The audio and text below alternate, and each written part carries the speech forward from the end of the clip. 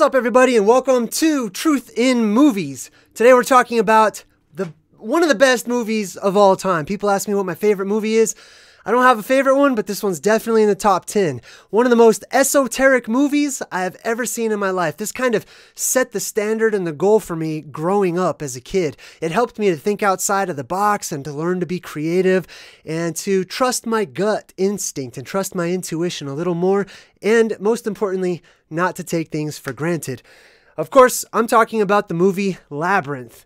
And we're going to dive into a lot of the esoteric symbolism, etymology of people's names. We're going to look at lots and lots of pictures. I rewatched the movie, and I took screenshots of everything that I had seen that I wanted to talk about. It took me 2 days to watch this movie and to get everything together. So let's jump right into it without any further ado. You remind me of the Babe. Now, I'm not going to sing the song, and I'm not going to talk a lot about David Bowie. There's a lot of information out there on him as far as how esoteric he is. Now, before we start, I'd like to start off with the end of the movie, okay? Just real quick. I want to give you guys a little preview of the very end of this video. This is the last shot of the movie. It's an owl flying into the moon. Keep that in mind. All right, let's move forward. We got a lot of stuff to cover. Now, the beginning of the movie, it's brought to you by TriStar, right? And they show you this white Pegasus and the 3 stars here. Well, the white Pegasus is, according to some of my own research, if you are familiar with the concept of the Fantazoids, if not, check out my Plasma Apocalypse video playlist. I talk about the Fantazoids a lot. But the Pegasus is a classic symbol of the Fantazoids, the white creatures, the white animals, this white space creatures that come down into our world. That's why it's got the wings. Typically ancient man depicted anything that came down from the sky. They would just put some wings on it, basically, seeing that it could fly. And then, of course, TriStar is from Orion's belt up in the sky. The TriStar, right there, you can see the 3 stars. Now, this is the very first picture of the actual movie, and it shows a white owl, right? Sort of a pearlescent color white owl, little opalescent color white owl, and it's flying away from this sort of circular, spherical looking bubble type thing, right? Remember, the end of the movie looks just like the beginning of the movie. So the owl is flying around. This is the first time, I believe, that CGI was used. Hey, give me a thumbs up in the chat if everything's good. That way we can make sure that everything's sounds good and looks good. So the owl is flying around, and it's really interesting because they decided to put the reflection of the owl, which means the owl is flying against or next to something that has a reflective surface. Interesting, right? Eventually, the owl dives into some sort of a liquidy type substance and disappears and leaves this sort of a ripple effect behind him. And that's how the movie begins. Esoteric symbolism, right? Well, let's talk about the owl real quick. The owl is one of the esoteric symbols of the Illuminati, and it symbolizes those beings that can see at night or see in the dark. And remember, we live in the dark world. We live in an enclosed system where everything's a lot darker here. By the way, before I go any further, I should give a disclaimer for those of you who are new to my channel. This is all my path and the way that I see things. So I'll be sharing that with you. Take whatever resonates with you and just leave the rest on the shelf. Put it on the Rolodex of your mind for later. All right, we got a lot of thumbs up in the chat. Thanks, everybody. All right, so the owl starts off the movie, right? Now let's look at the movie. The word labyrinth. Labyrinth, right? There's a lot of labyrinth symbolism in the movies. One of the main reasons why I wanted to do this video is because of the labyrinth symbolism. As a truth seeker, I've been wondering what the labyrinth represents. What is the maze of life? What does it all represent? And we've had lots of different theories on it, right? Let's look at the actual word. From the 1400s, labyrinthe. Labyrinth, maze, a great building with many corridors and turns, figuratively bewildering arguments, which is really interesting because we're going to talk about maritime law and how those creatures from above work according to contractual maritime law, right? So it's interesting that labyrinth also implies a bewildering argument.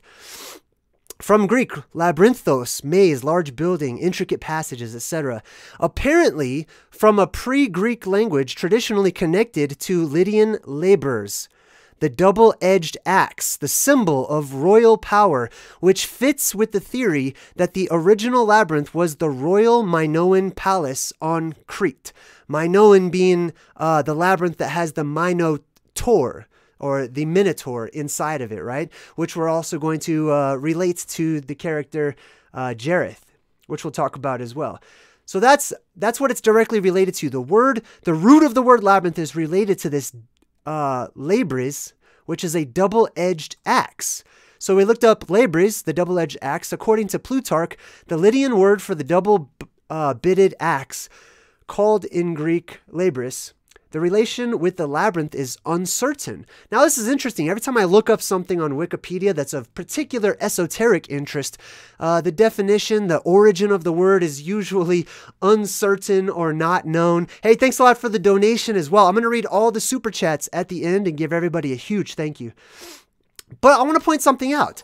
The labyrinth is directly related to this image right here of the double-edged axe. It's just a symbol. It's not related to the actual axe itself, but what the axe and the image of the axe represents. Look at the axe head here, how it flares out on this side, flares out in this side, and there's sort of this star type thing in the middle there. Now, this is another example of it. I believe that the reason this might be an important clue is due to the actual physical makeup of what we call the cosmos or space or even our local realm that we live on today. If we were to flip this around, maybe sideways, let's flip it sideways there.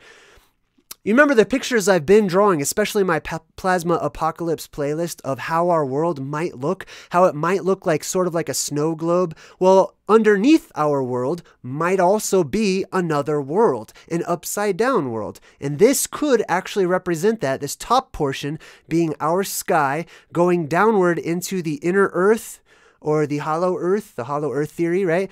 And then coming back out on the other side into an upside down, you know, relatively speaking, we might be the upside down world, another world down there. And if that's so, it makes sense to me that that's what the labyrinth represents. The root of the word labyrinth comes from this picture, this image right here of the head of this axe. Now let me flip this around back the way it was. Look at just the top portion of this axe, right?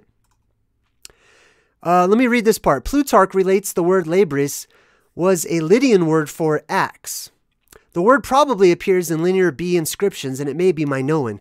Many scholars, including Evans, assert that the word labyrinth is derived from Labyrinth, and thus the word would imply house of the double axe.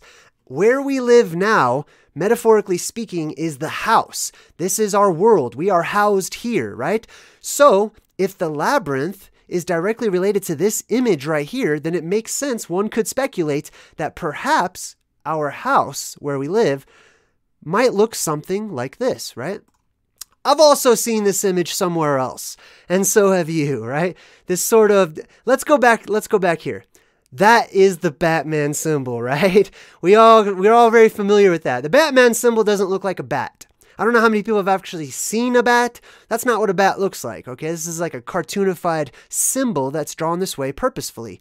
It also has been portrayed in many other movies of these creatures spreading their wings out wide, just like that.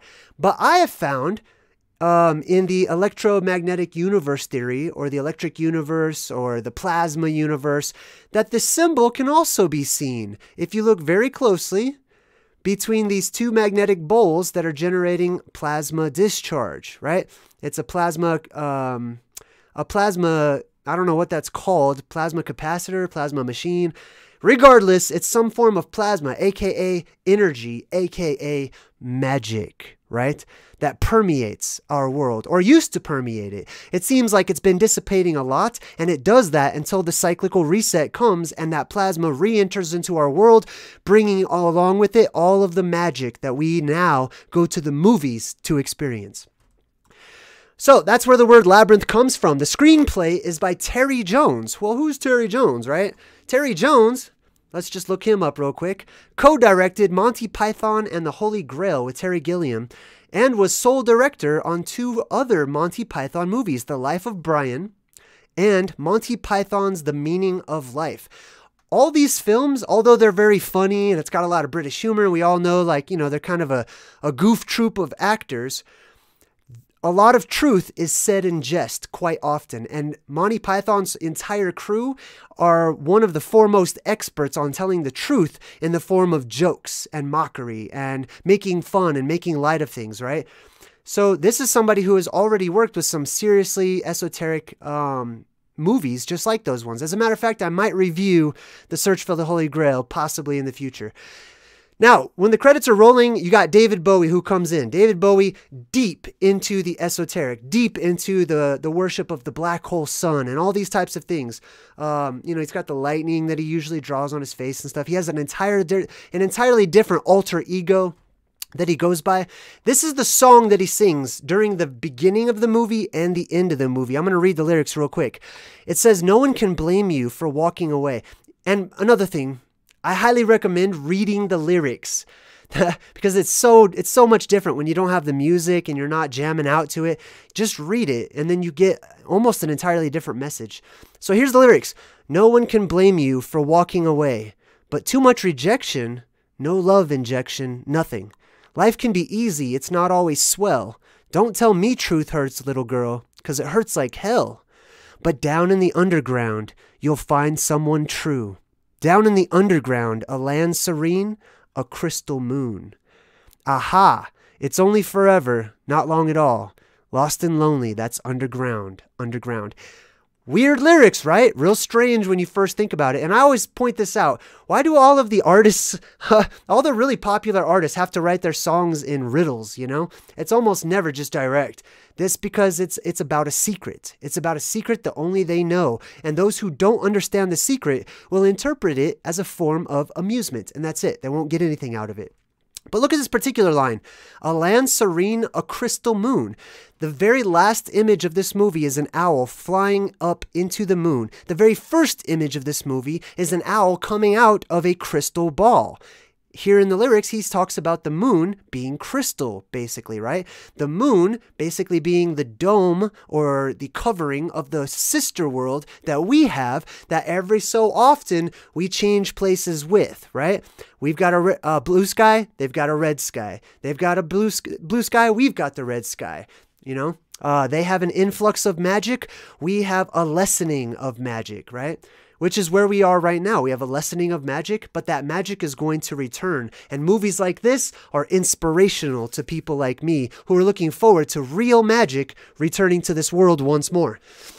All right, so here's the last part of those lyrics. He says, "Daddy, daddy, get me out of here. Heard about a place today. Haha, I'm underground. Nothing ever hurts again. Nothing ever hurts again. Well, I found a place. Daddy, get me out of here. Nothing ever hurts it." What is he talking about? Daddy, get me out. There's no daddies in this movie. Okay, well, there is one daddy, okay, but he's Sarah's dad, you'll see. But anyhow, this song is completely, it seems unrelated, right? So David Bowie is talking to some other daddy, and he's saying, "Get me out of here, daddy. I'm underground," etc. This is all going to start to connect some dots for many of you. "Sister, sister, please take me down. Haha, I'm underground. Get me out of here. Daddy, get me out." Doesn't that sound a little creepy, right? For a children's movie from the 80s. Executive producer George Lucas. We know he's already into a lot of the esoteric stuff. You know, all you have to do is reference Star Wars, and you can see the guy knows some stuff about magic. All right, so first scene in the movie. We've got a scene of a park or a garden-looking scene, if you will. There's the owl, the white owl right there, the symbol of Molech, the Illuminati. I don't know if you know if the Illuminati go to a place in California where I think it's Sequoia National Park or Redwood National Park. It's right. It's one of those. They're both right next to each other, and I highly recommend going someday. Cleanest, freshest air you'll ever experience. But here's the owl right on top of this obelisk. There's another obelisk. You can barely see it, but there's another obelisk. And then, well, let me point out the obelisks first. Okay, a lot of people, we come across the obelisk when we're researching the esoteric. When we research esoteric symbols and their meanings, we will always come across the obelisk. It's been a mystery for so long. I believe, unless you look at it from an electric universe perspective, from a plasma discharge perspective, that electricity coming down to ground itself. Now you look at the obelisk, and you don't see some phallic body part of an ancient god, because clearly it wouldn't look like that. You see a lightning rod, which is exactly what they were built for, I believe. The other thing that we see in this image are bridges, okay? There's a lot of symbolism, a lot of different symbols that people use that basically symbolize going from one world to another world, traveling from one realm or one reality to another reality. The bridge is one of those main symbols that people use. A bridge, a ladder, a tunnel, a corridor, a hallway. There are many different symbols that people use. The bridge is a very basic one. It takes you from one land to another land, right? That's exactly what the movie's about. It's about this whole movie is about changing worlds, okay? The world changing itself, going from one reality and being instantly placed into another reality, which is what I believe is going to happen one of these days. You know, when the reset comes, when the cataclysm comes and the plasma apocalypse happens, as it does cyclically, right? Whatever type of apocalypse you guys prefer to call it, whether it be a zombie apocalypse or the end of the world or the book of Revelation, whatever, all the religions and every belief system knows that there is a cyclical reset to our world. There is a worldwide cataclysm that comes. Excuse me.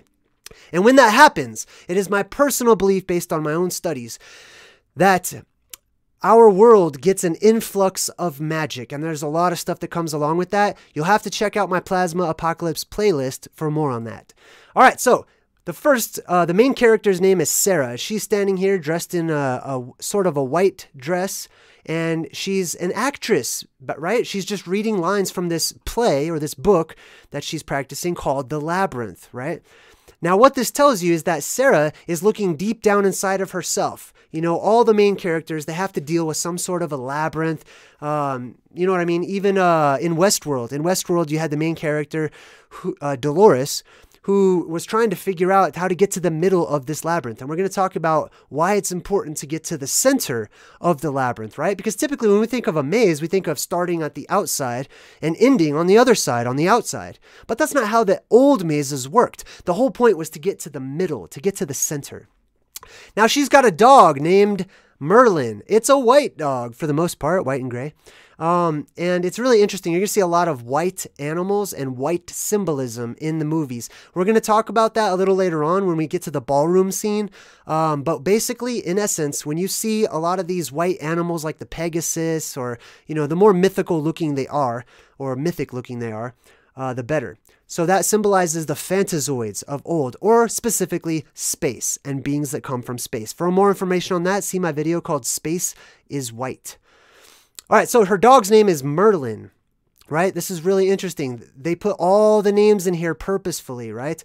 Merlin basically breaks down to Mer. Mer means sea or ocean, basically, a large body of water, like merman or mermaid, the maiden from the sea, right? Mer means sea. Lin translates into basically lake. It means like lake in Gaelic, I believe. Lake in Gaelic, possibly some other languages, but it's a lot of water. And there's a lot of water symbolism all throughout this movie. This is a white creature who has the connotation of being from the waters, or Merlin. Merlin himself was some sort of a god-type creature, a super magician, if you will, who helped King Arthur out on his quest.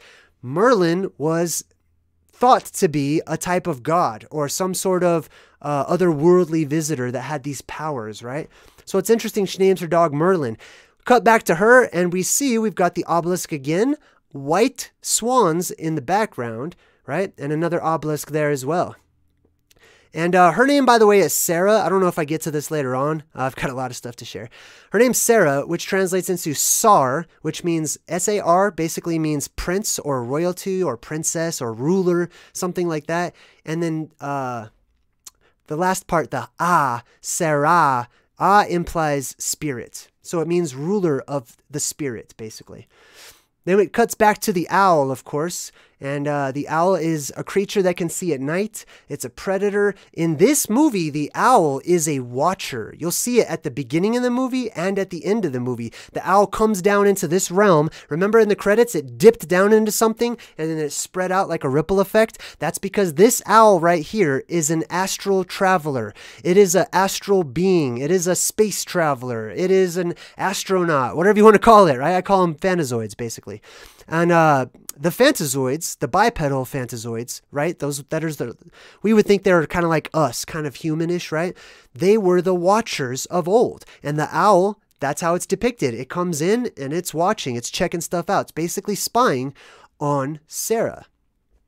Now, Sarah goes home and it starts to rain. That's the first thing that happens, right? It starts to rain and there's a storm. Remember, this didn't just happen to rain during the making of the movie and they're like, go with it. Just go with it. You know, it's going to rain. Like, that's great. Good acting. Just improv. Nah, man, they made it rain. They made it rain purposefully because a storm happening to usher in all of these events is purposeful. There's a purposeful reason why there is a giant storm happening to bring in all of this magic and all of these interesting looking foreign creatures, right? And all this new adventure that they go on, right? In the rain. This basically represents the worldwide storm that ushers in this plasma apocalypse reset or plasma apocalypse cycle. Now, this is also a little interesting, right? I didn't work on this a whole bunch, but you'll see the opposition that exists between the Red Queen and the White Queen quite often, right? Especially Alice in Wonderland. And of course, the pearl symbolism as well. Now, I'm going to talk about the pearl symbolism. Basically, it's space, okay? But I'll talk about that once we get to the ballroom scene because there's a lot more pearls in that scene. All right, so here's the dog, Mer. Like I said, it means sea and Lin means lake. Merlin, right? Or marlin, you know, like the giant fish, the swordfish looking thing, the marlin.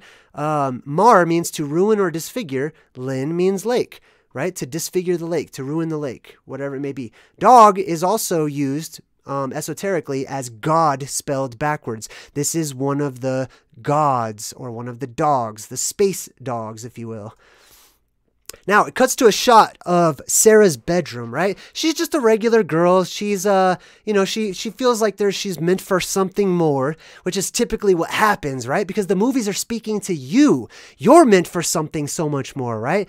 You are this character, Sarah. At least I can very much relate to her. In her bedroom, you got all these books. The Wizard of Oz, Grimm's Fairy Tales, Snow White and the Seven Dwarfs, Through the Looking Glass, right here.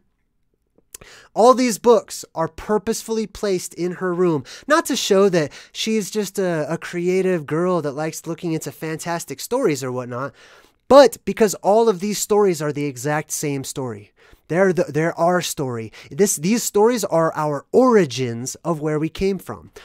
There's more truth I've found in fantasy stories, sci-fi, and fiction than there is on the nightly news. So we cut back to this. Right. First of all, you can see Hoggle here. He'll be showing up here in just a minute, but he's a bookend. He's the one that's holding the books together. And then over here, she's got this scrapbook of her mother. I never even noticed this before. I sat in front of this movie for 2 days picking it apart. I never even noticed this. She's got a scrapbook of her mother, the Red Queen. Remember, right? Where'd she go? There she is. The Red Queen. That's her mom. Now look over here. That's also her mom. And who's her mom with? David Bowie right here and up here and possibly right here as well. Her mom was this famous actress. I also like, as a side note, that she put, the classic cartoon version of Robin Hood in there. You got Friar Tuck and Robin Hood. I love that. So yeah, that's her mom. Her mom's a famous actress. Her mom could have been anything. Think about that, right? But they chose to have her be the daughter of a famous actress. Look into her bedroom. She's wearing a crown already. She's, she's playing the part.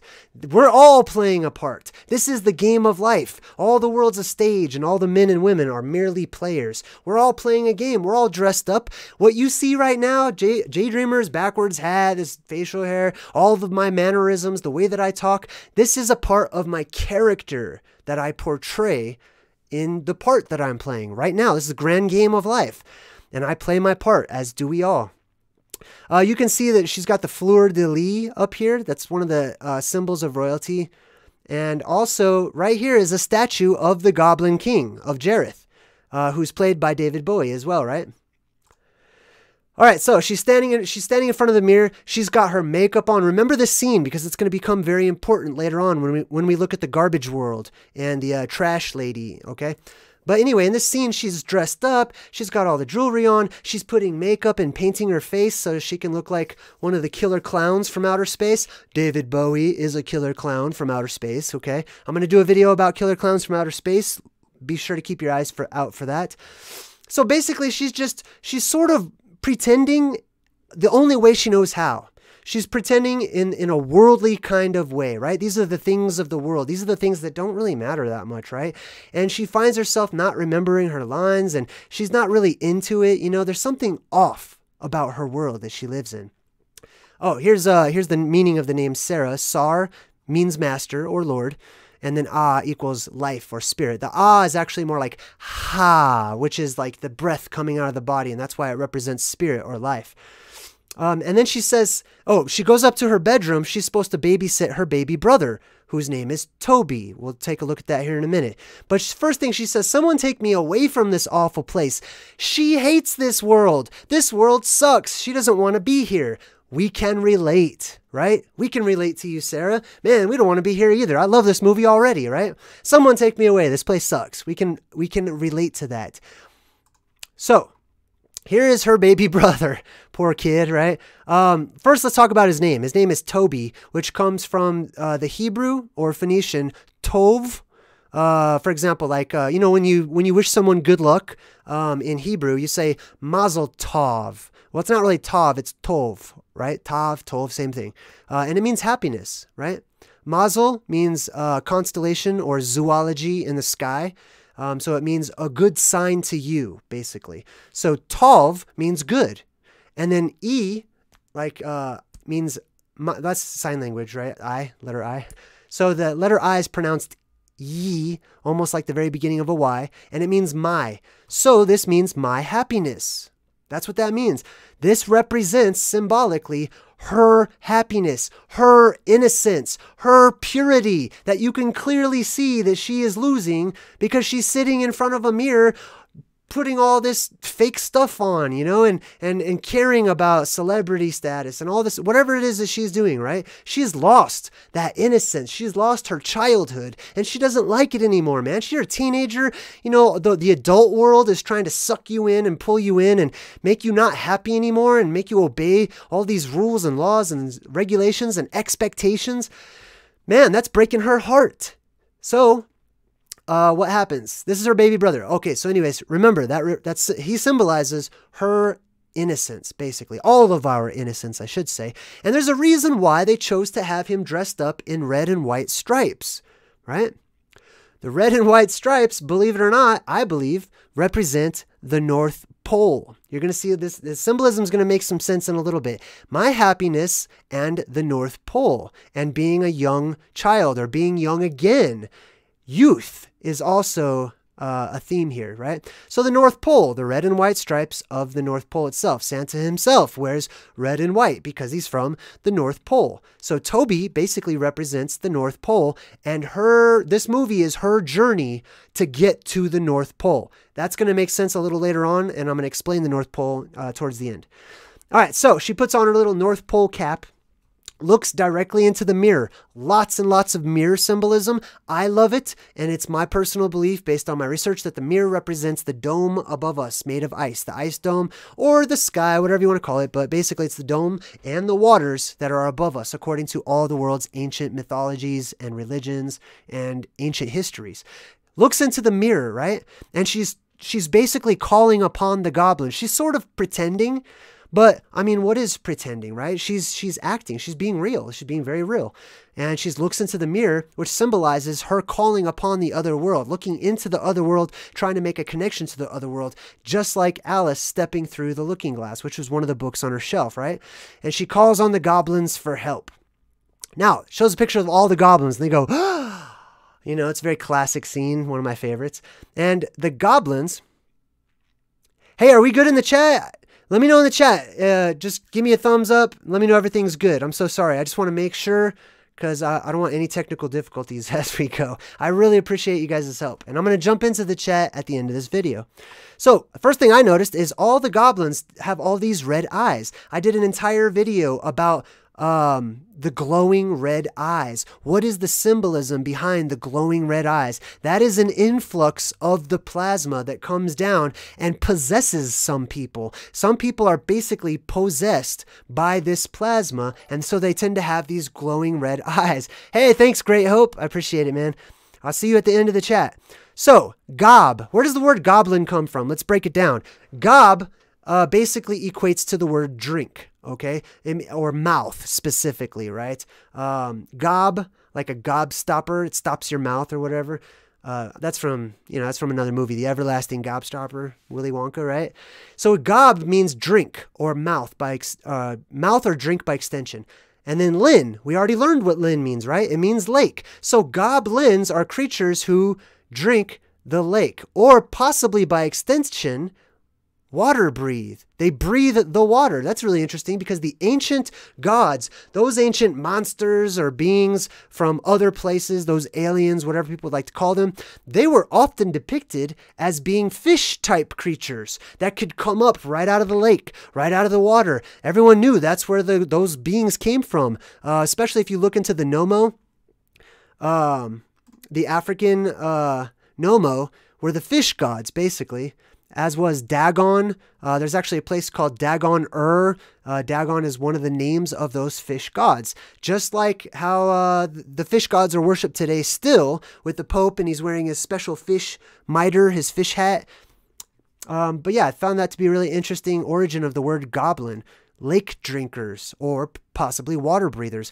This says goblin, a devil, incubus, mischievous, and ugly fairy. Well, that's interesting. An ugly fairy. So a goblin is also basically a fairy, right? They're the same thing. It's just that there's a class of them that are less attractive than the other ones. Same exact thing is found in Norse mythology. You've got the Asir and the Vanir, right? The Vanir were the beautiful ones, right? And so there's this connection about physical appearance and being ugly or beautiful. So apparently the goblins are basically like the Asir, and they're the ugly fairies. Fairy basically is the same exact word as the Aryan race or the Aryans of old. We'll get into that too in a little bit. All right, so let's see. I wanted to read... Oh, let's just read the rest of this. Norman French, gobelin. Medieval Latin, goblinis, the name of a spirit haunting the region of Evreux. In Chronicle of Ordicus Vitalis, of certain... Oh, check this out. Of uncertain origin. It's always of uncertain origin, right? All of the cool words, all of the important words are always of uncertain origin. We're not sure where it came from. Well, guess what? I'm glad that I'm here because that's one of my specialties, is digging up these old meanings of these words that the internet can't figure out. Let's see here. Said to be unrelated to the German word kobold or cobalt, or from medieval Latin caballus. Caballus, right? Like Kabbalah. Interesting, right? Impudent rogue or knave. Kabbaloi. Or wicked spirits invoked by rogues, etc., etc., etc. Let's see here. I wanted to read this part right here. Now this is actually a quote from one of the older Bibles called the Wycliffe Bible, and it says, "Thou shalt not dread of an arrow flying in the day, of a goblin going in darkness." That actually mentions goblins in the Bible as being a real creature, a real entity. Interesting, isn't it? Now, this one's a little smaller. Sorry about that. I'm going to see if I can make this bigger for us. Not a lot of them actually do that. All right, so English, goblin is first recorded. Let's see here. Okay, so the name of a devil or demon translates into genius, just so that you guys know that and you're aware, okay? Demon doesn't mean evil spirit. It means something that is incredibly smart. It means genius. Haunting the country of Evreux near Normandy. It may be related both to German kobold. So if you, for example, you may have heard of the last name Koboland, right? That means land of the goblins, okay? Kobold land. I actually had a friend whose name was Koboland. Medieval Latin, cobolus, gobulus, means rogue, etc., etc. Diminutive forms, goblet, a goblet, like something that holds water, right? Something that drinks the lake, holds the water, etc. A goblet. The goblet is specifically, the most famous goblet has got to be the Holy Grail, right? Monty Python and the Search for the Holy Grail, the goblet, right?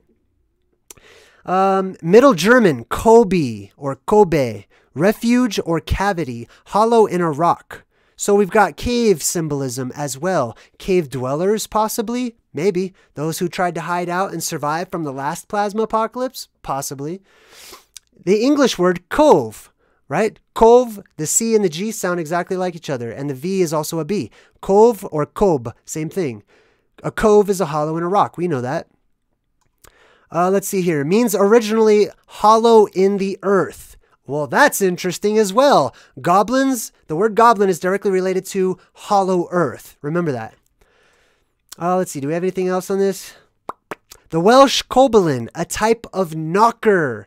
In Welsh, kobolin, aka goblin, is a type of knocker. That's going to remain important as we go further into the movie and we run into the knockers. Search us, we're just the knockers. All right, let's move on. Where'd she learn that rubbish, right? So here's what's happening. The goblins are just waiting for the magic words. They're waiting for Sarah to say, I wish the goblins would come and take you away right now. Poof. Those are the magic words. Those are the specific words. Why do they make a point to say she said it wrong, right? Because she doesn't say she doesn't say it the exact way that she should have to begin with. This is because of maritime contract verbiage. These beings are spatial beings. These beings come from the waters above, the seas, the oceans. They are the ones who instituted what we call maritime law, or the Uniform Commercial Code, or the law of the ocean, admiralty law, etc. It's a contractual law, which means it's very specific in the wording. We all know that the devils or the genies, they play with words. They screw with words real bad, and they allow people to kind of screw themselves because the people speak in vague generalities. So they say, okay, you want to speak in vague generalities? I'm gonna respond in vague generalities. You're giving me a lot of freedom to play with your wishes, basically. And that's what they represent. They represent the genies or the jinn or the Jedi, etc., those other worldly beings. And they say, it doesn't even start with I wish. Right? They're all pissed off because she didn't say it the correct way, because they cannot act unless she says it in the correct way, unless she's very specific about what she's talking about. Okay, so then she walks into Toby's room, and I actually just caught this. This is a mermaid picture. Remember we were talking about all the water associations? We have Merlin, the goblins, the lake creatures, those sea creatures, and then there's a mermaid right here. It's barely noticeable. And then as she's in Toby's room checking on her little brother, right? Totally taking him for granted as well. The owl, who is the watcher, is shown behind a pane of glass. Cannot get in yet, right? Think about this. If that pane of glass, all this glass symbolism is simply that highest, hardest glass ceiling that is above us. It is our atmosphere. It is the boundary to our world, basically. And the watchers look down from that boundary. So the owl here, the white owl, who is representative of the Fantazoid or bipedal Fantazoids, which are the travelers of the fractalverse that we live in. He's stuck outside the glass. He can only watch. So he's watching, and man, does he want in. The owl's flapping hard. Finally, the doors open. Psh! When the doors open to our world, that is when those creatures can fly in or come down or fall in, or however you'd like to depict it, right? They're flying, they're falling, whatever it may be. All right, so the owl flies in. This is the Fantazoids coming into our world, right? Which is really interesting that they put these tree things here. It's more of a lush area on the other side there.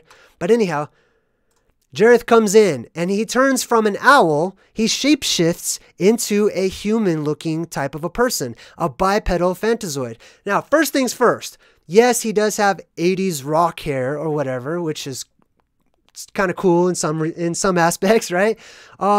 But he's got long hair as well. The ancient gods, the El or the Elven race, or the Elohim as the Elven race is how I refer to them, they are depicted traditionally as having very long hair. They did not cut their hair typically unless there was something wrong and they had to vow, or, they wanted to get rid of, because whatever vibes you have, they're collected in your hair. You know how like in Antarctica, they say they drill down and they take core samples of the ice over years and years and years? Your hair is just like that. Your hair keeps your vibrations and certain information within it. So when people wanted to, when people had a bad vibe or something bad happened, something evil or negative, sometimes in order to change their ways, they would actually cut their hair off so that they didn't take any of that bad vibration with them in the form of their locks of hair.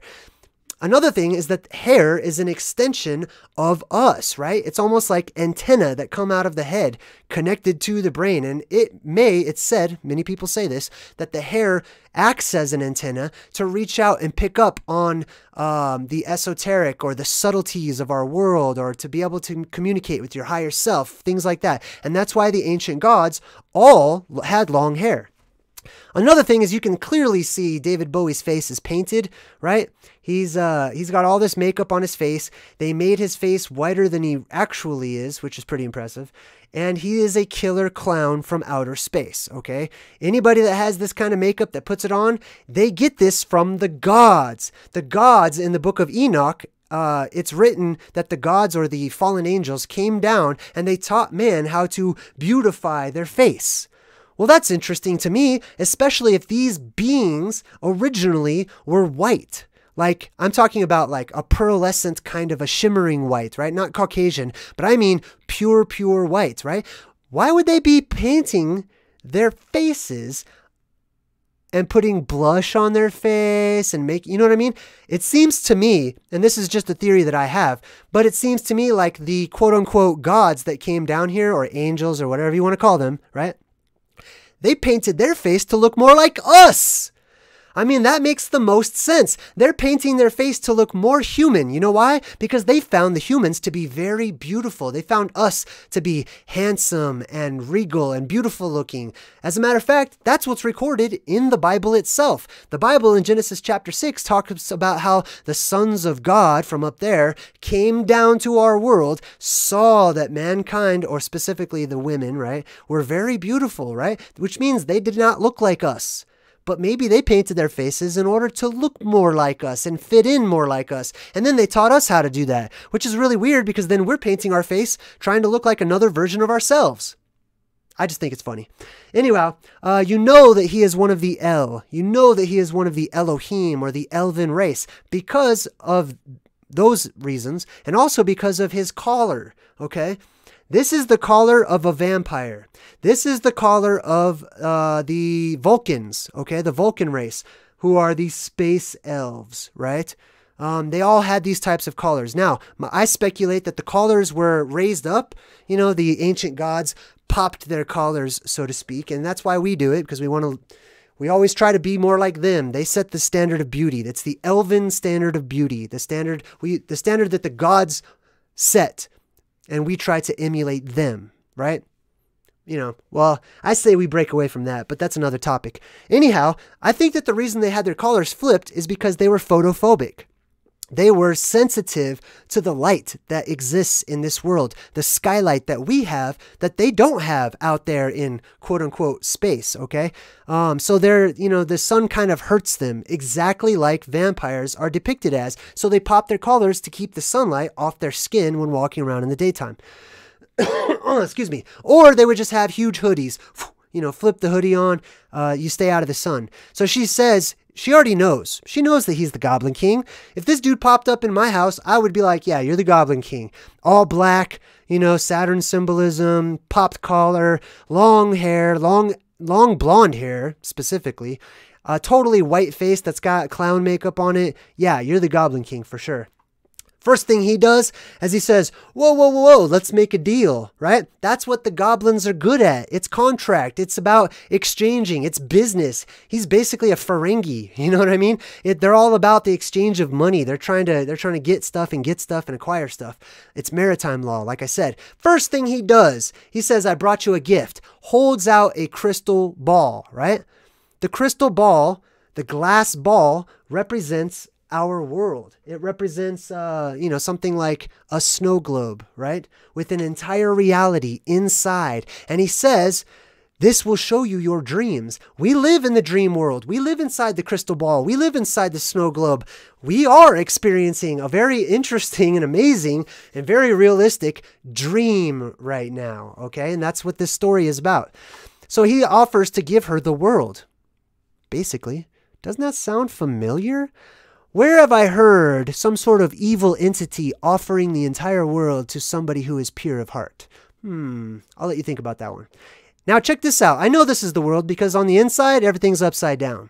And everything in this world is upside down. As a matter of fact, that's a reoccurring theme that you're going to see all throughout this movie is the two worlds. One being upside down, one being right side up. You're going to see that a lot. Now, which world do we live in? I don't know. I'm kind of leaning towards the upside down, right? Then he starts to try to hypnotize her, doing all this crazy hand stuff, right? Which everyone, a lot of people know those are actually not David Bowie's hands. Those are the hands of somebody else, okay? So this basically David Bowie is standing there getting a big hug from like a real magician who's doing it. But he says, it'll show you your dreams. Now, I just wanted to point this out as I was doing my research. Look at this dude's eyeballs. Look at the pupil in this eye. And then look at the pupil in this eye. I think it's a little weird. Not only that, but look at the eyebrows. It's not natural and normal for people's eyebrows to just go straight across and then go way up into the forehead like that. Unless you are a part of the Elven race. I don't know if I have a picture of it. Dang, I don't know if I included it. But basically, other people who have similar eyebrows like this are obviously Dr. Spock, who is a certified elf, okay? He's a Vulcan. He's the L race. Bill Nye the Science Guy also has eyebrows very much just like that. All right, let's move on. So the world, whoosh, he turns it around and it turns into this snake. This is a colorful snake. This is the color, the rainbow boa, one of the creator gods of Australia. When you look at the Aboriginal peoples of Australia, they worship the creator god, which is the rainbow boa, the rainbow snake, and it's a rainbow because when you go out into space, it's a pearlescent color. It kind of looks white from far away, but as you get close, it looks more like a bubble does, where a bubble has all of those different colors kind of mixed into it. That's what the snake is. All right, so he says, your little brother, your happiness is there in my castle, right? Isn't that just typical, right? Somebody always has to go to a castle to rescue some innocent person, usually a princess or something like that, right? Well, there's a reason why there's always some innocent person locked away in a castle. And typically that castle is surrounded by water. This is a clip from Doctor Who.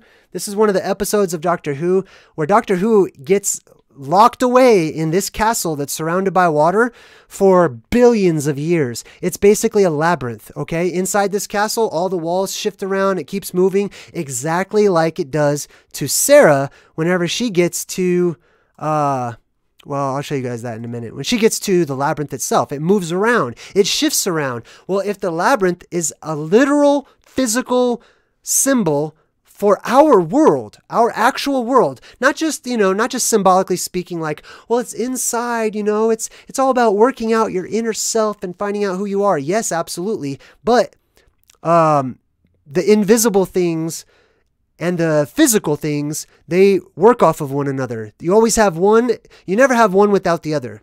So the invisible quality or symbol is, doing that inner journey, your inner self, finding out who you really are. But then there's the physical representation of that, which manifests as well because of the invisible quality, which is an actual labyrinth world that we live in where it's constantly shifting and changing and moving. After the plasma apocalypse comes through, that plasma that reaches down from the skies, that electric force will reach down and reshape our world as it goes over and across the land, carving out canyons and raising up mountains. The world itself and our walls to this world will change form every so often during these cycles.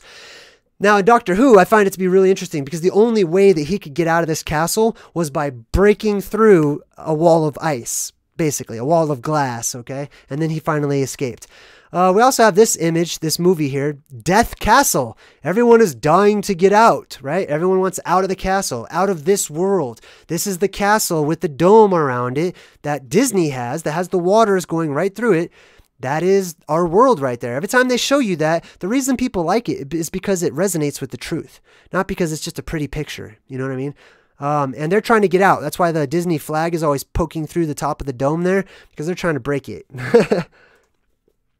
Here's another one, another castle that has a moat surrounded by water, right? Well, that's why the castles always have moats, because they're surrounded by water. Well, if the castle is the labyrinth and the labyrinth is our world, well, our world must be surrounded by water as well, which it is. Now, here's an image that I took. I figured out how to take pictures off the computer without having this, so that won't be there forever. But here's an image of the labyrinth, red sky, as you can see. She goes into the red sky, which is the magical world. Here's another close-up of David Bowie. You can see his crazy eyebrows and everything. Some pictures I took just because I liked him. Oh, there you go. Well, there's Spock right there, okay? I knew I had it in here somewhere. Boom. Eyebrows. Boom, eyebrows. These are the eyebrows of the initiate. These are the eyebrows of those who know. These are the eyebrows of the Vulcans, of the Illuminati, of the enlightened ones, etc. Also, some other people have those types of eyebrows as well. All right, so she gets to the labyrinth. Like I said, it's that dusky, post-apocalyptic, orangey, reddish-colored sky, right? It looks like everything's made out of rust. Like rust is just in the air. That's what the sky is going to look like for many of us, you know, during this this change that's going to happen to our world, this plasma apocalypse that we experience, right? The closer you are to the North Pole, the more purple the light will be. The further away, the more orange the light will be, or the entire sky will be, basically. Now, it cuts to David Bowie, and he says, "You have 13 hours in which to solve the labyrinth."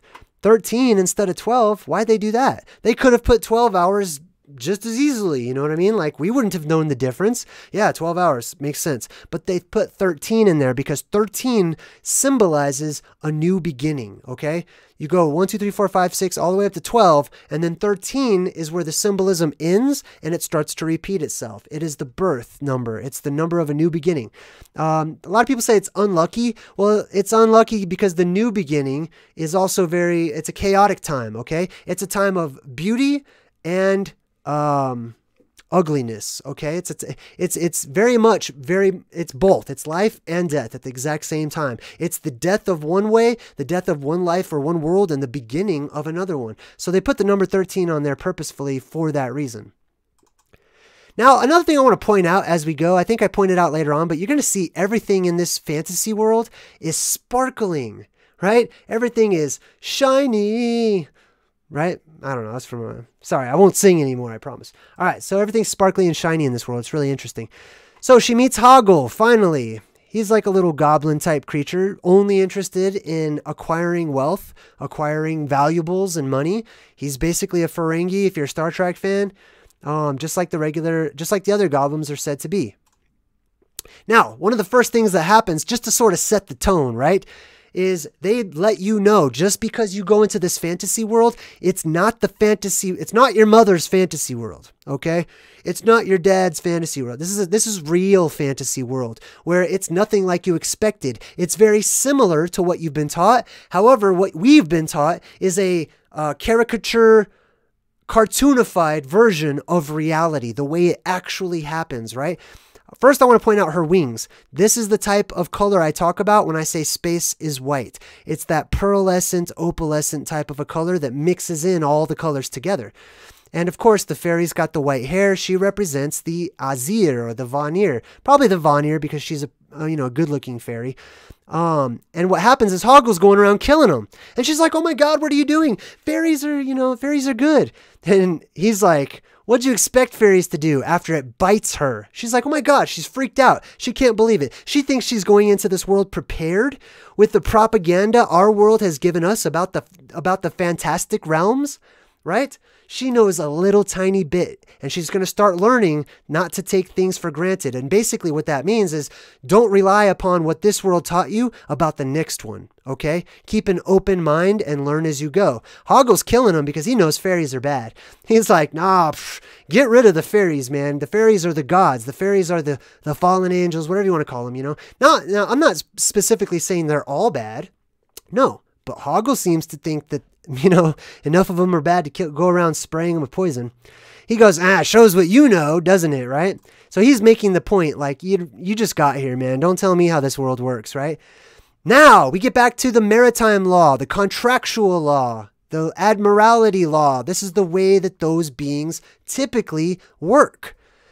It all depends on how we word our words, right? She's trying to ask him, how do you get into the labyrinth? But the way she's asking is the way we are taught to talk. We talk in vague generalities where, you know, we're basically taught a form of witchcraft or spellcraft in which the other person, we leave it open to their interpretation. And the reason that we do that is so that we can go back and manipulate what we have said if we got it wrong or if we want to change our minds. It's sort of a loophole in speech, right? Well, he doesn't deal with that. He's like, no, if you're going to be here and talk to me, you need to ask specifically the right questions. You know what I mean? So she's like, you're not helping me. And he's like, not if you ask the right questions, right? He might know what she means, but he's like, no. That's your job to say it correctly. That's your job to say what you mean. You know what I mean? And it's my job to respond to exactly what you say. That's how they work. That's the type of a mind they have, you know? You know what I mean? So she gets into the labyrinth and she's like immediately, oh man, no hope.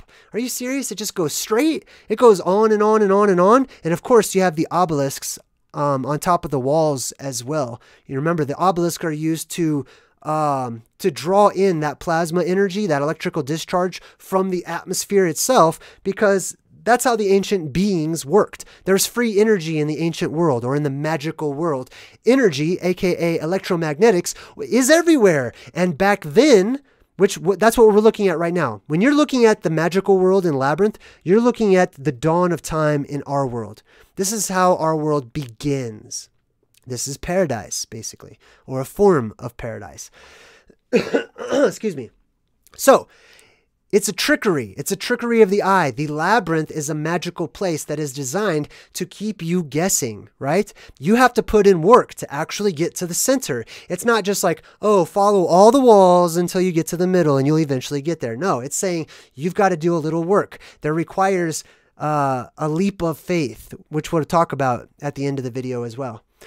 Hoggle says, now, do you want to go left? Or do you want to go right? There's only two options, you know? I'm just going to give you these two options. Now, if it was me, I would have tried climbing the wall, right? That's the type of person I am. I definitely would have climbed over the wall, at least to get a better view, right?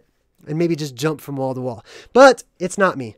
So he says, which way? Left or right? Which way do you want to go? Which path do you want to take? I'm going to tell you guys a secret. Every time she chooses to go in one direction or another, Sarah chooses right. She never goes left.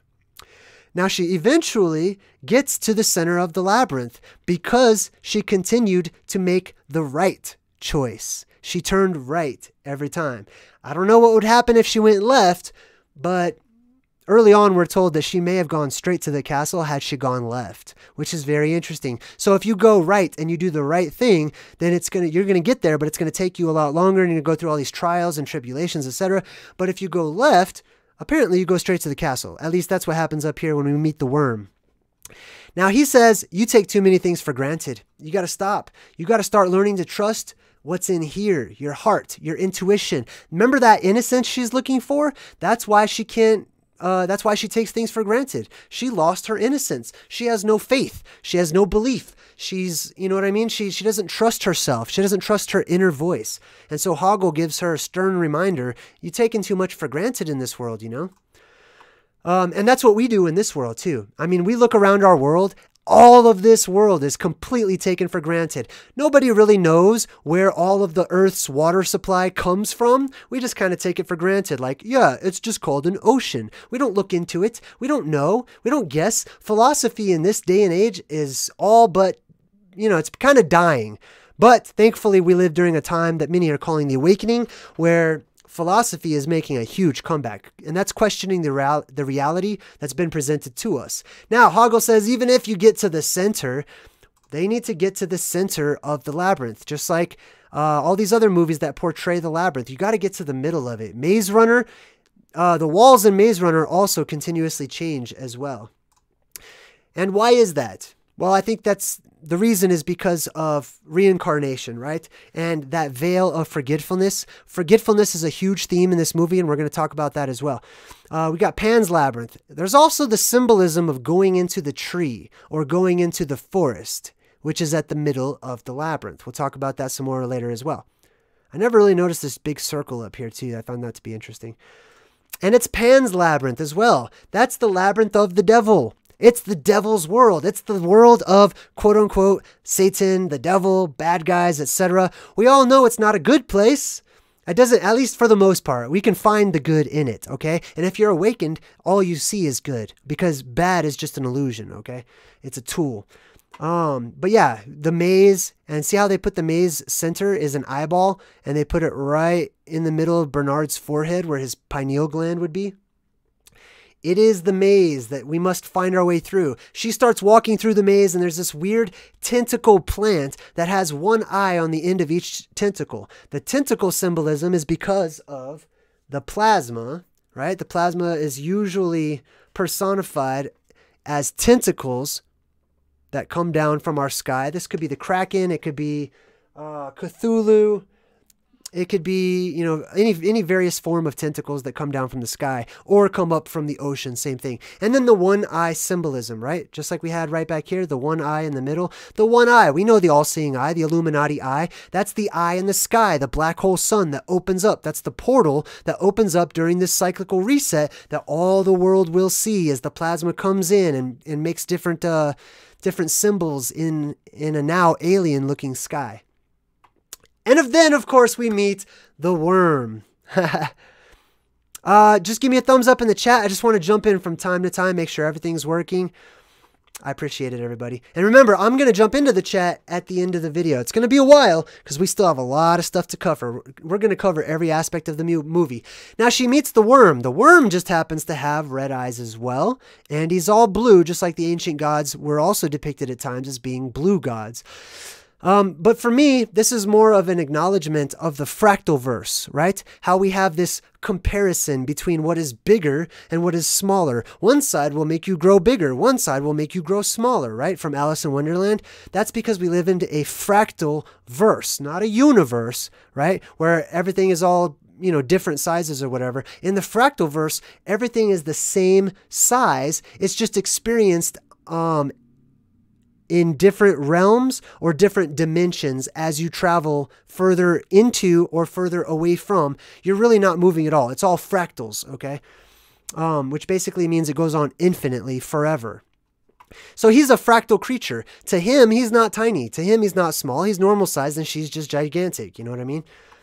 And he says, things are not always what they seem in this place, right? Once again, he's giving her a heads up. Things are not what they seem in this place. Just like, and don't think that that only applies to this magical world after the apocalypse, you know, like we're going to have to not take things for granted. No, that applies here and now. Things are not what they seem here and now. Remember this. Things are not what they seem here and now in our world where we live. Question everything, because nothing is what it seems, which is why I love sharing this esoteric information with you all. All right, so we go to the Goblin King's, his little hideout here, his castle, and he says, in 9 hours and 23 minutes, you'll be mine, right? Why does he say that? 9 hours and 23 minutes. They could have made it any amount of time, right? 923 is a significant number. Why is this certificate? Why is it significant? I don't know exactly, but I can tell you my thoughts are that it means and equates to a date, September 23rd. I'll leave the rest up to you. He says, you'll be mine. Well, what's he holding? He's not just holding a baby. He's not just a kidnapper. That's not what the movie's about. I know a lot of people have tried real hard to hate on this movie and try to say that it's about, you know, mind control and it's about their sexual perversions and stuff. Okay.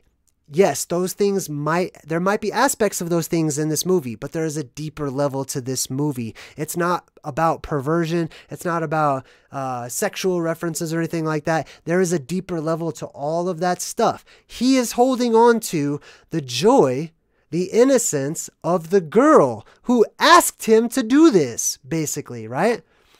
So he's taking control and possession of the North Pole, put simply. Now, you show David Bowie and he starts to sing the dance magic. You remind me of the Babe. What Babe, right? I love that song. I'm not going to sing it because everybody knows it. But while he's dancing around, I noticed this medallion that he wears throughout the entire movie. And I was like, that looks familiar. Look at this medallion that he has on his chest. Now, where have I seen this before? Oh, that's right. Another reference to the water gods, right? The gods who come up out of the lakes. The gods who possibly even breathe water or have the capability to, right? Look at that. Aquaman's symbol is the exact same as what he's wearing on his chest. None of this is just random. It's not like David Bowie's like, oh man, I forgot to take off my jewelry before I started my job today, And the director's like, oh, it's cool, man. Just go with it. No, man, that's a prop. They put that there, okay?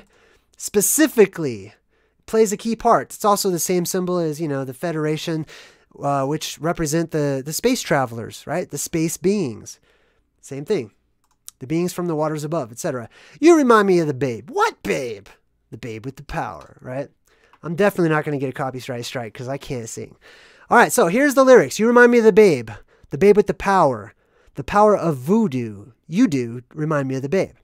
I saw my baby. Now, who is he talking about right here? You think he's singing to the baby Toby that he kidnapped, basically, right? Well, I'm sorry, he didn't kidnap.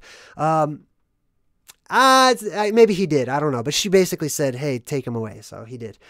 He says, I saw my baby crying hard as babe could cry. Right? He's not talking about Toby. He's talking about her. What could I do?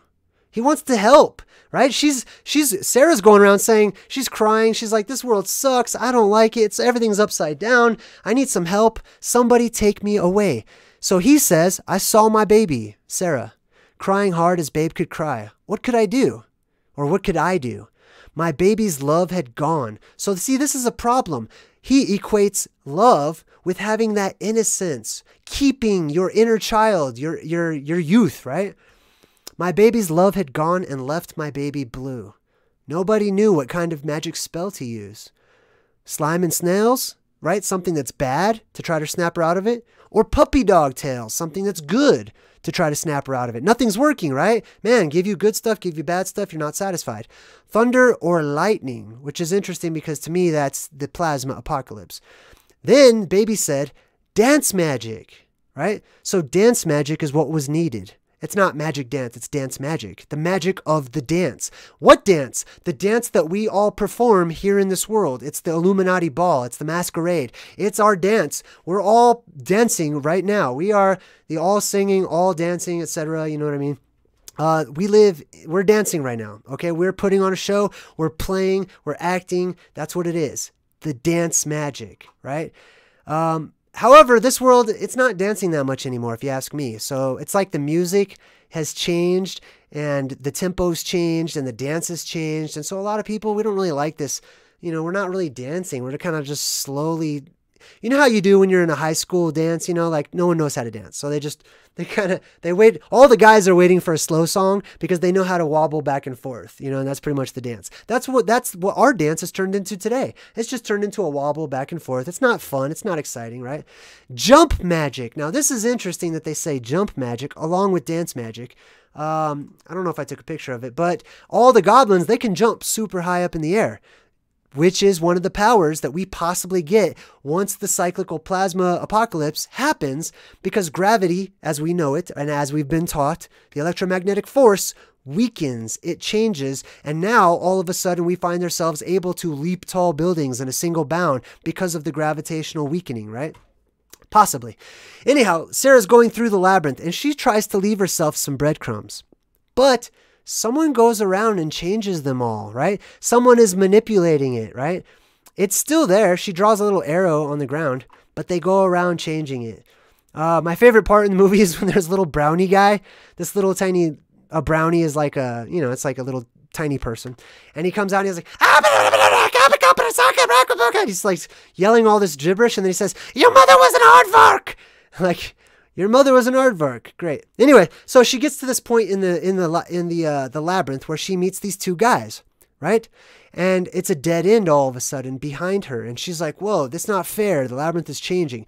She's presented with two options. Do you want to go right or do you want to go left? These are the options that are presented to people. Now, if you ask me, it's possible that both of these doors will take her directly to the castle, okay? Just like it doesn't matter what road you went down. In The Wizard of Oz, Dorothy got to the split in the road where the scarecrow was, right? Which represents fear or her fear. And all of a sudden the road splits and she's like, oh, which road do I take? You know, I'm afraid. I don't know which one's the right one. The scarecrow is calm, man. He's like, you can go that way. You can go that way. It doesn't matter. All these roads lead to Oz. So it's just the illusion of duality, right? And there's a big obelisk right in the middle as well. We also have the blue pill and the red pill symbolism, or the blue sky and the red sky symbolism. She says the labyrinth keeps changing. What am I supposed to do? It keeps changing around, right? And we got the obelisks and these spheres on top of the walls as well. So here's the red pill or the red sky, the blue pill and the blue sky. They're both the same. They're both just opposite extremes of a particular timeline that we share, right? Which is the world of magic, the world of plasma, and the world without, basically, where we live now. Now he says, one of us always tells the truth, and one of us always lies. I told the truth. Oh, you're such a liar, right? They go on, they start bickering amongst one another, right? That's what they do. They divide and conquer with the red and the blue, right? And they say, no, no, no, you listen to me. No, listen to me. Trust me. He's wrong. No, no, he's wrong, right? That's exactly the type of world that we live in, right? And we're called to see through the riddle. We're called to not take things for granted and say, oh, they don't like each other. But we realize, because we're truth seekers, they're on the same team. They're the exact same type of being. It's the same person, basically, right? So they give her this riddle so that she can get through it. There are some runes. I don't know what the runes are, actually. I couldn't figure out what the runes are. I didn't look too much into it, but here we have the as above, so below symbolism. Like I said, you're going to get a lot of this in the movie. It's showing you that one world is upside down to the other and vice versa, which is why we have that. All throughout this movie, you're going to have the worlds being upside down, right? The upside down symbolism of life one way and life another way. That's also going to be very prevalent. So she goes through one of the doors and she immediately falls into the inner earth, where there are all of these earthy looking hands that are there to help her. She reaches out, they reach out and grab her, and they make these really cool puppet-like things, mouths and faces and stuff, right? I love this part. And they're like, we're helping hands. And they ask her, like, hey, which way do you want to go? You know, we can put you back up on top if you want. For some reason, she trusts her instinct. Even though she's falling and it's a very scary experience, she says, I think I'll just keep going down, you know, like, I was going this way in the first place. I don't want any help right now. Let me go ahead and fall down, right? She does it by herself, which is another symbol, another metaphor in the movie, is traversing this maze.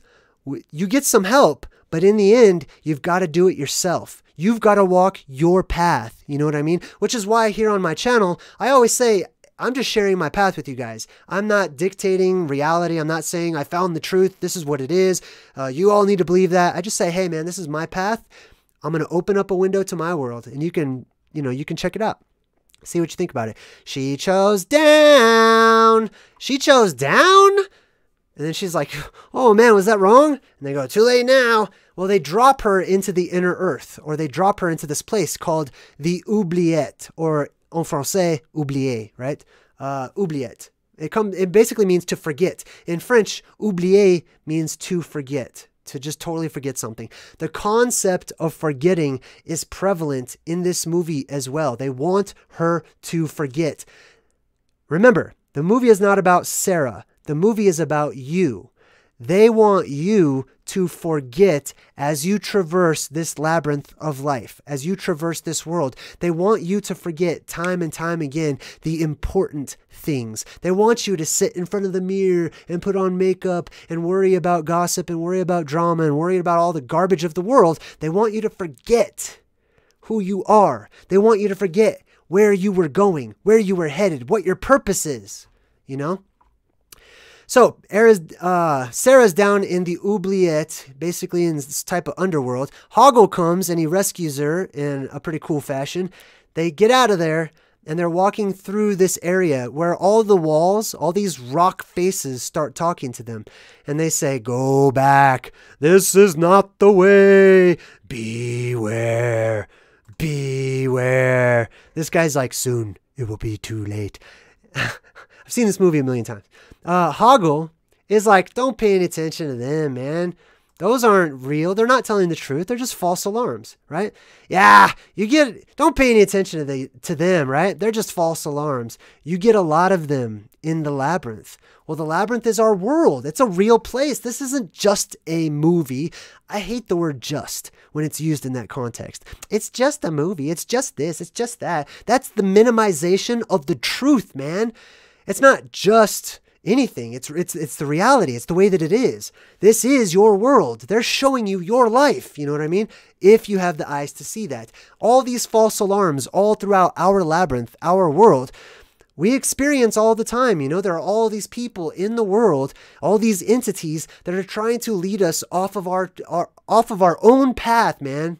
And that's how you know they're false alarms. They're taking you from your path. They're trying to tell you where your path is, where you need to walk. They're trying to direct your path, right?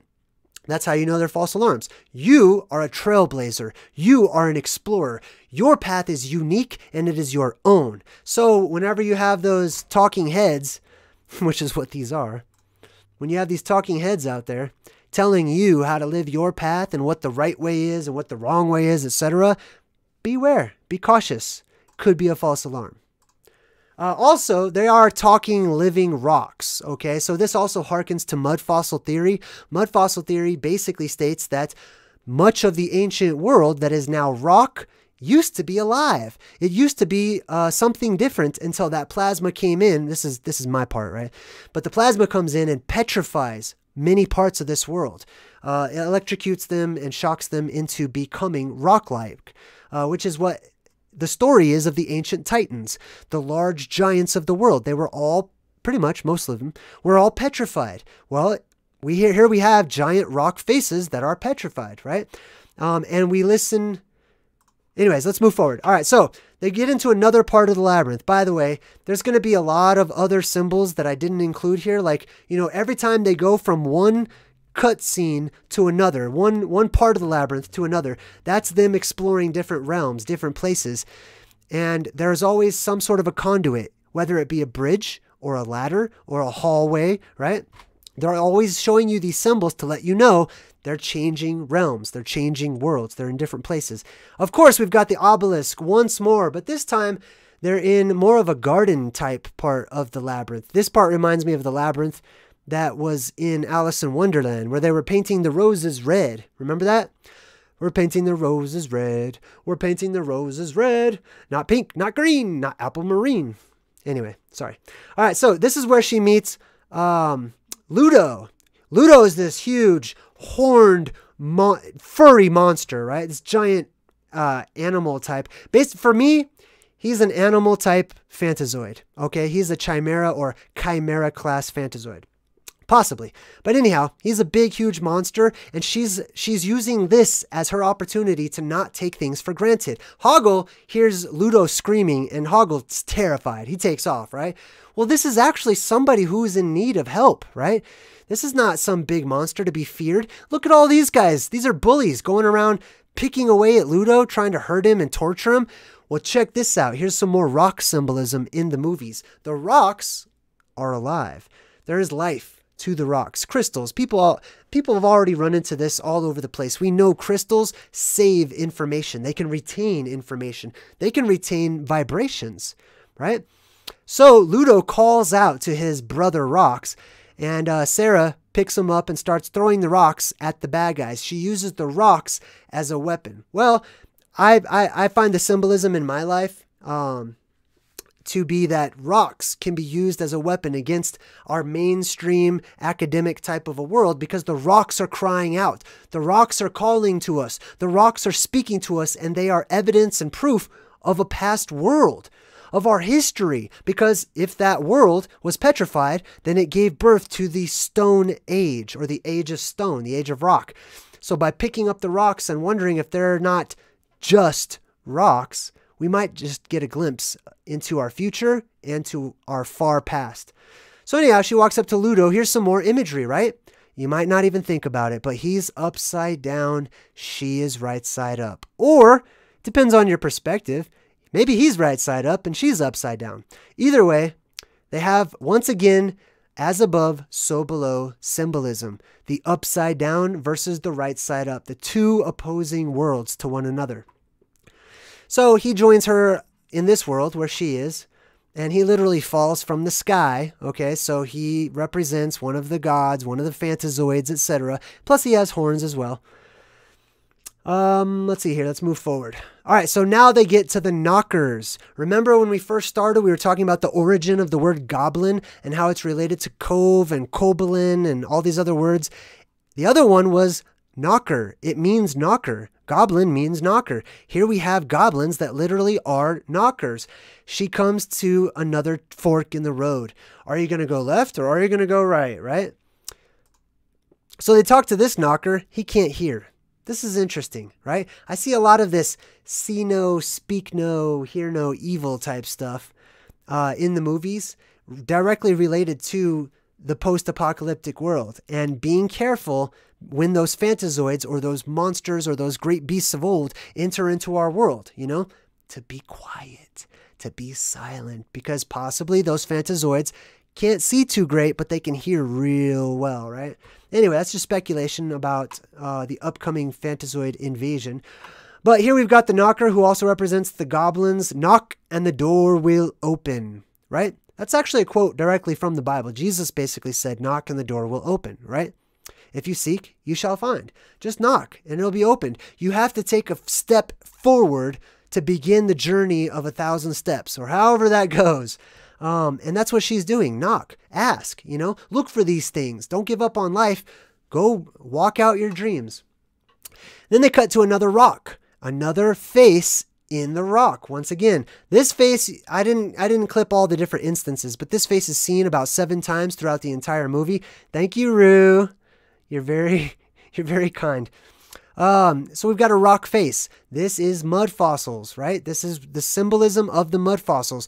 The titans and the giants that were petrified in the ancient world, becoming basically statues for us to walk around on top of, calling them mountains and hills and stuff today. Then we get to these guys. These are the Fireys, the fiery gang. Now this is really interesting, all right?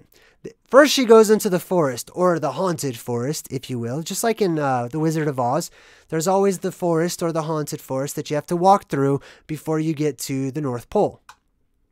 By the way, speaking of the North Pole, I'll probably mention this later on, but that's the theme you're going to see in almost every movie where the end of the world is happening or something bad's happening, and the main character has to get to some other land or some other place. They're going north. That's always north. They're always going to go north. You know, we got to get north. We've got to go north. We've got to go north. I wish I had a clip of like every instance where people said that on every movie. So she meets the Fireys. Now, these guys, to me, represent the plasma coming into our world and changing things around. Possibly. That's just my own interpretation of it, right? I would love to hear what you guys' thoughts are in the comment section as well. But these guys are called the Fireys. That's why I think that they're directly related with the plasma. They can also...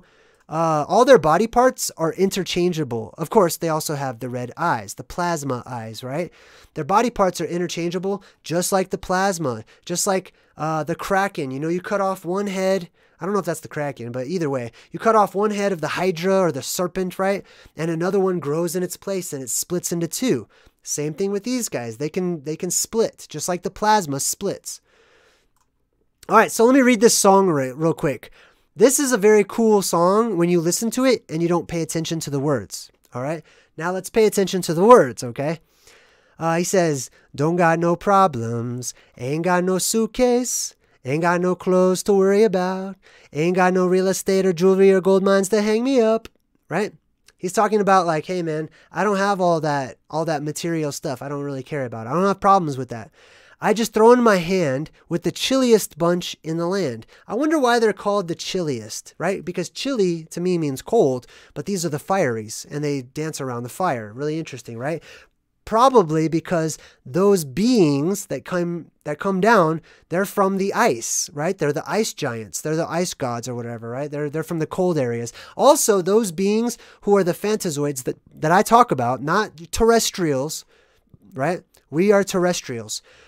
I believe that the Fantazoids, aka the interstellars or the space travelers, whatever you want to call them, that many of them become impervious to extreme temperatures, that they can handle extreme hot or extreme cold. Let's continue reading these lyrics. They don't look much. They positively glow, right? That's what the ancient gods, the ancient angels and beings are described as having a shine to them, right? And as a matter of fact, the whole Labyrinth world is glittery and shiny. Chilly down with the fire gang. Think small with the fire gang. It's the only way. They want you to think small, right? This whole song is talking about grounding yourself, becoming, more base, having more of a basic mentality to get along in life. You know what I mean? Not to think too deeply, but to just go with the flow of life and just ground yourself and kind of be more basic and really revel in being basic. Well, they're acting as a distraction to Sarah, who is on a deeper path mission. She is traversing the labyrinth of life. These guys are trying to distract her by saying, hey, go back to putting on your makeup. Go back to acting out, stuff and, getting yelled at by your mom and whatever. Bad hep. The word hep there. Let me see if I can make this bigger. There we go. All right, so bad hep. Bad hep with the fire gang. Hep just means to be cool, which is interesting, right? To be chill, to be cool, to be in or hip or with it, whatever. When your thing gets wild, chilly down, right? So they're saying, hey, when you're starting to get kind of crazy, just cool off, man, right? And crazy in this world means thinking outside of the box and walking your own path, right? They're trying to get her to go back to the way things were. Drive you crazy, really lazy, eye rolling, funky strolling, ball playing. That's interesting. Hip swaying, troublemaking, booty shaking, tripping, passing, jumping, bouncing, driving, styling, creeping, pouncing, shouting, screaming, double dealing, rocking, rolling, and reeling, with a mackin' sex appealing. Can you dig our groovy feeling? Wow. Interesting, right? So these guys are totally trying to distract her, basically. All right. So anyways, I'm not going to read the rest of the lyrics. You get the point, right? They're acting as a distraction, and they're possessed by what? By the plasma, possibly, right? They're the beings that have the fiery, glowing red eyes, typically associated with something that is evil, basically. Now, another one pops down. You've got the symbolism again. As above, so below, or the upside down and the right side up, comparatively speaking, right? I told you, it's all throughout this movie. There are different worlds, and one of them is upside down in comparison to us. We see them as upside down. They see us as upside down. Hey, Taurus, thanks for the donation. I'm totally gonna read all of those at the end and jump into the chat, but I'm eternally grateful to you guys, and you really inspire me. So check this out. They try to take her head off. Why do they want her head, right? Well, I theorized that all of these plasma type beings, or the plasma itself, turn into what I call the space crabs or the dream crabs. And it's not real crabs. It's just symbolic of the plasma tentacles that come down like fingers and try to attach to your head, because the plasma wants your memories. It wants your experience. It is the red light of the flashy thingy that you see and then you forget everything, which is why they want Sarah to forget. She seems to be impervious to this whole idea of forgetting things. They try and try and try to get her to forget, but she's an anomaly. There's something about her where she just can't seem to, it doesn't work on her. You know what I mean? And it's because it's a spell, and she's impervious to that spell because she has something about her, right? Well, you have something about you as well. But believe me, this world wants you to forget everything. They try to go for her head. They want to take the brain. They want to take your head. They want to take your memories. They want you to forget. That's why they do that. That's the plasma trying to get to the information, because the plasma apocalypse cycle is a data collection harvest. It's the harvest at the end of the time. You know, it's described in so many different ways. Excuse me. Now this is interesting. I don't know how many people out there knew this, but this fiery right here, one of these puppets, is actually Elmo. Elmo the red puppet. I wanted to throw that out there because I found it to be really interesting. Elmo is in Labyrinth. Really, really interesting. All right, so she ends up getting rescued by Hoggle. She immediately gives Hoggle a kiss, which pisses Jareth off. Jareth is not happy because Jareth is in love with her. Jareth, yes, the full-grown man space being, the Fantazoid being, the god or whatnot, is in love with Sarah, who is trying to work the labyrinth, trying to get to the center of the labyrinth and figure it all out. So, obviously, he gets a little jealous whenever Hoggle kisses her, or vice versa. They end up just on the outside of this wall. Now, this is really interesting. They also have one of the faces there, the rock faces, like I was saying. There's many of these hidden throughout the movie. But we're going to get to the Bog of Eternal Stench. Now, before I go any further, I kind of gave it away there, but before I go any further, I believe I was very proud of this. I was sitting there at my computer, just staring at the Bog of Stench, and I'm trying to figure out what it is. Because not only are these things symbolic, which means they are not real, but they represent real things, but they're also literal, which means they are real. They do represent real things. Now, the Bog of Eternal Stench, let me just see, well, I'll get to it here in a minute, but you've seen it. Everyone's seen this movie. Like, we've all seen this movie, right? Anyhow, I used to think that it represented sewage. You know, just the basest thing. Like, it looks kind of like, you know, a certain body part that's just farting up nastiness out of the water, like real sewage looking water. And that's what I connected it with for most of my life until recently when I sat down and really examined it. And I remembered, wait a minute, why would that be? We're talking about real places, real life, okay? And that doesn't exist in real life. Yes, we do have sewers, but we don't have some giant bog of eternal stench that's just got nothing but the feces of the city. You know what I mean? Like, we've got sewer systems, but this is different. This is natural. It is a natural bog. It's a natural swamp. It's a natural place. So I'm thinking to myself, what is natural that could possibly smell really, really bad, bad enough to be named the Bog of Eternal Stench? And then I thought about it, and I said, you know what? I remember, let me go through the Rolodex of my movies in my mind, because movies are like a library of information to me, okay? And I said, I remember an episode or a movie called Shrek, and Shrek was trying to get across this bridge. He was basically on the edge of a cliff just like this, and there was this rickety old bridge, and him and Donkey are trying to, you know, they're thinking about crossing the bridge, and Donkey goes, ew, Shrek, did you fart? Or, you know, something like that, basically. And Donkey smells this disgusting, nasty smell, thinks that it's, you know, flatulence coming from Shrek. Shrek says, no, Donkey, that's not what it is. It's brimstone. And I was like, whoa, brimstone. That's what it is. Brimstone is what the Bog of Eternal Stench is basically what it's made out of, you know? You smell brimstone whenever you go to a lot of these hot springs and stuff like that. It typically is described as being like smelling rotten eggs or a skunk. As a matter of fact, the reason why a skunk smells the way that it does is because of the brimstone. Another word for brimstone, sorry, let me just look it up because I'm totally forgetting it. I bet someone in the chat beats me to it. Brimstone, let's see here. Oh, sulfur, there we go. So it's the sulfur smell. It's the sulfuric acid, so to speak. It's the sulfur that makes it so that it sticks to you and you can't wash it off. Same reason why skunk smell is so hard to get off, because the atoms in sulfur bond to other atoms, so it's really hard to get that out. Now imagine if you live in this fantasy world where they don't have all of the things that we have in our world, like our chemicals and stuff to just wash it off or whatever. He says if you so much as touch the Bog of Eternal Stench, you'll smell bad for the rest of your life. That's the same thing that happens with sulfur, and when you come into contact with it, it's very, very difficult to get off. Hamid, hey, thank you for the donation, Hamid. I appreciate you, man. I'm definitely jumping into the chat at the end of the video, so I look forward to saying hello to all you guys and a big thank you. All right, so let me go ahead and read this. This is from, I think, Wikipedia. Sulfur atoms in thiols and thiocetates also have a lot of stability in the way they bond to other atoms, which is part of the reason why the smell is hard to get rid of. An effective wash must chemically grab onto sulfur molecules and wash it away and neutralize by changing them into less odorous compounds. This is describing the bog of eternal stench, believe it or not. It is a natural thing that happens, and that's the sulfur or the sulfuric acid that is also found in many of our hot springs and possibly even in the underworld, okay? In our inner earth, in our hollow earth, possibly. I'm speculating a lot there.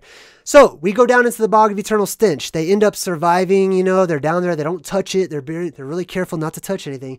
And they meet what looks kind of like a one-eyed skunk, basically. I don't know what animal he's supposed to be, but we've got the one-eye symbolism, the patch over the eye. We already know what that means. That's the eye in the sky. That's the plasma apocalypse. That's the portal or the gateway or the hole or whatever it is that opens up, that connects our world to our sister world, to another world out there. So this guy, who's dressed up in, you know, medieval fashion, also has his magic staff, which the ancient gods were almost never caught dead without, right? He's protecting the bridge. He's guarding the bridge between worlds. And often there are guards between our world and their world, etc. Especially when you go into the underworld. There are a lot of stories, a lot of writings. You know, the Epic of Gilgamesh comes to mind. The Emerald Tablets come to mind when they talk about specifically the path you have to take in order to get into the hollow earth and traverse the hollow earth and go into the underworld is guarded in many different points. And it's pretty much documented that they have placed guards between these worlds. They don't want all these weird people up here in this world to get into their world. And I don't blame them, I must say. Anyhow, he says, none shall pass without my permission, right? So they look at him and they're like, okay, well, can we have your permission, right? It's all about the contractual law. It's all about how we use these magical words with one another. That's just another example there. All right, so Ludo helps out Sarah. He calls upon the rocks, right? His friends, his brothers. And he says, canst thou summon up the very rocks? Right? And then they actually go through this little battle. Now, to me, the battle is symbolic between the giants, the titans, and the quote-unquote gods. He's one of the god races because he has his magical staff, of course, and the one eye, right? The one eye symbolism. And Ludo represents the titan races, or the kaiju class Fantazoid race as well, which is said to be Ragnarok. That's the battle at the end of time. There is always this battle, massive battle before the world ends. And that's because it is that male dominating energy destroying itself, making way for the female energy to be introduced into our world. So they cross the bridge, which is another symbol for going into another world. Here's another one of those hidden faces. It's only half of the face, right? It's half of David Bowie's face, which is the one eye symbolism, right? Half of the face is also symbolic of the moon, because we only see half of the moon, because the moon is only, it's just like the top to the other world, okay? So that's why we see half of David Bowie's face. We only see half of the moon, or half of the face of the moon, because that's the dome to the other world. So anyhow, they end up going through the rest of the forest here. Now things start to get really interesting, as if they weren't already. Jareth says, just as soon as I give Hoggle my present. Now they're looking into the crystal ball. They're looking into another world. They are the watchers. They are spying. They're the spies, right? With the red eyes. So he says, this is all together. Just as soon as Hoggle gives her my present, then she'll forget everything, right? So the present that's given, you see the whole time, Jareth just wants her to forget, man, because she's dedicated. She's on a mission. The Goblin Prince is Kronos. It is the devil. It is the horned one. It is essentially the plasma apocalypse up in the sky. That hole in the sky that has the plasma that comes out of it that makes it look like snakes on a head, Medusa, the horned one, Kronos, Father Time, etc. There's so many different names for it, right? But what happens, one of the byproducts of this cyclical reset and the plasma coming in and grounding and the smallest parts of that plasma looking for electrical devices and your brain is an electrical device, basically causes a reboot, and it causes everyone that is touched by it to forget. You have amnesia. You don't remember the old world. You don't remember the time of the gods that we live in right now with all of our wonderful technology and our tablets, right? Exactly. Thoth has a tablet. A lot of the ancient gods were actually depicted as having tablets of power, tablets that can do things. Well, we have that now. We live in the time of the gods. But when the plasma reset comes, we will forget about all of it. It'll be back in the back of our mind, just like this is all in the back of our mind now. It's only now that we're starting to remember because we're close to a transition. When you get close to the transitional points, those subconscious memories start to come to the forefront, right? There's not a lot of division anymore when you get close to the end, all right? A lot of stuff starts to kind of mix together.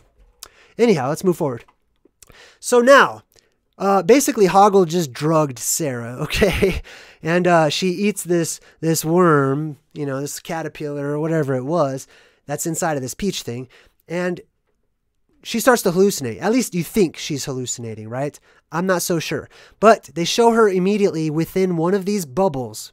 The bubble represents the domed world. It represents our actual physical place where we live. She's inside of this sort of bubbled world, or some world. It doesn't have to be ours. There is probably an infinite number of bubble worlds out there, okay? People who live inside the bubble. The movie Bubble Boy, right? The snow globe symbolism. It's all the same. So they show her inside of this world. Let's go ahead and check it out. So then after they show her, they show all these people at this Illuminati ball or this masquerade ball. They're inside of the world. When you come into these realms, these bubble worlds, okay, something happens and you start to adapt and change to fit the energy of that world. You essentially put on a mask. It's a giant dance. It's a masquerade ball. People are playing. They're pretending, right? Now let's go inside of the bubble, inside of this alternate reality, this other world, which is what is represented here. See the colors there? It's exactly what I describe when I talk about the beings in space and space itself being this color. This is white, yes, but it's also sort of a reflective, shiny, rainbowy kind of tint to it, right? It's an opalescent, pearlescent type of a color. The rest of the room is also white. So for me, this is what this is she is actually in the realm of the gods, the realm of the angels, the realm of the space beings. She is out there amongst the space travelers, basically, right? Out there beyond our dome, beyond the skyline, we could say.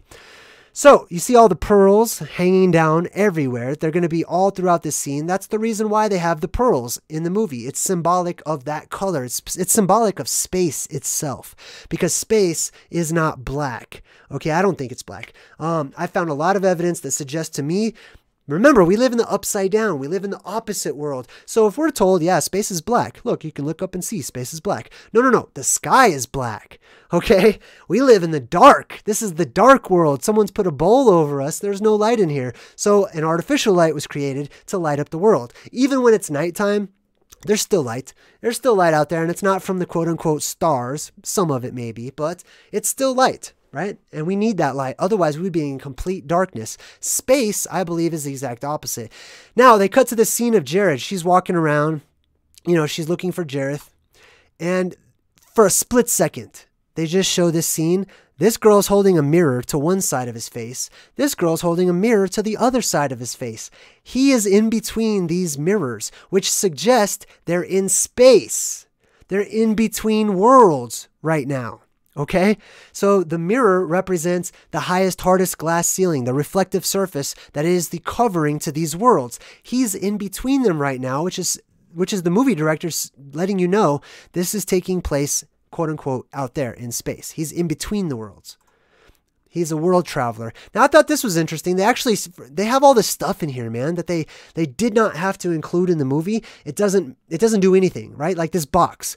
For like 1 second, they showed somebody opening this box, and then this white monster little tiny creature, this bird looking creature, comes out of the box and it's like, or whatever. That is a Fantazoid. When the box opens, this world we live in is the box, okay? We live in Pandora's box. When the box is opened is when the monsters flood in, or AKA the Fantazoids. The white monsters. All right, so here you have the White Room. I talked about the White Room. Go check out the video where I talk about and discuss the symbolism of the White Room, or NASA being the best doomsday preppers. Space is not black, space is white, etc. That's what all of this is. This is the inner workings of the computer or the hive mind or the brain, where anything's possible. It's the White Room where creation basically is at its potential, right? So they're dancing around. It's the dance of life, etc. Now, David Bowie is also singing a song, right? All of his songs are esoteric. All of his songs they're not love songs. They're all deeper level songs. So I'm going to read the lyrics. There's such a sad love deep in your eyes, a kind of pale jewel, open and closed within your eyes.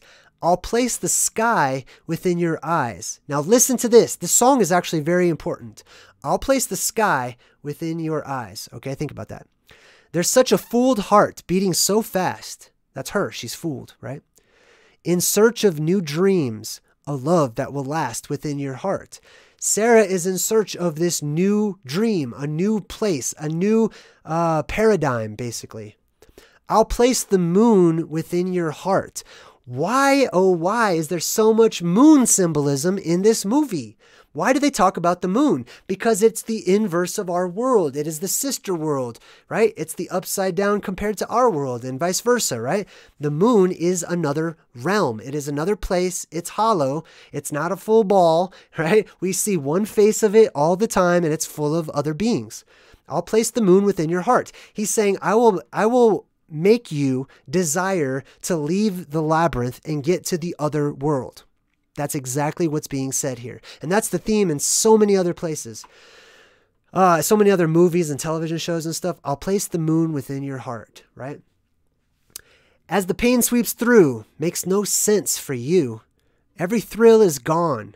It wasn't too much fun at all. He's talking about this world that we currently live in, which is true. It's a painful place. It sweeps through us. It doesn't make sense. All the thrills are gone. It's very boring. It's pretty much a robotic type of a place. It's a cookie cutter type of a world. You know what I mean? That's what he's talking about.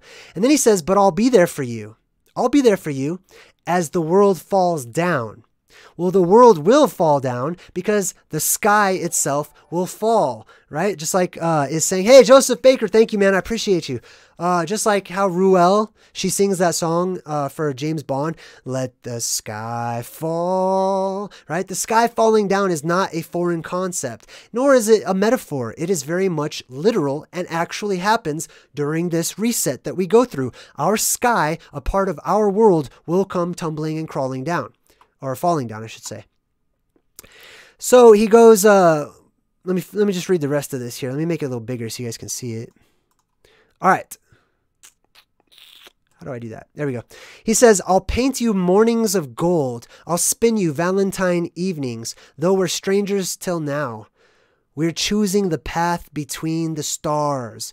What is the path between the stars except for the wormhole that opens up cyclically, the black hole sun, the Einstein-Rosen bridge, right? The vortex in the sky, that is between the stars, right? Between our star and their star, it's the path. We're choosing the path between the stars. I'll leave my love between the stars. As the pain sweeps through, it makes no sense to you. Every thrill is gone, and it wasn't too much fun at all. But I'll be there for you as the world falls down, right? This is a love song. You might think this is the bad guy in the movie, and that he's just got these evil intentions, and he just wants, you know, he's bad, so he wants death and destruction, etc. But at the end of the movie, we're going to find out that might not be the case.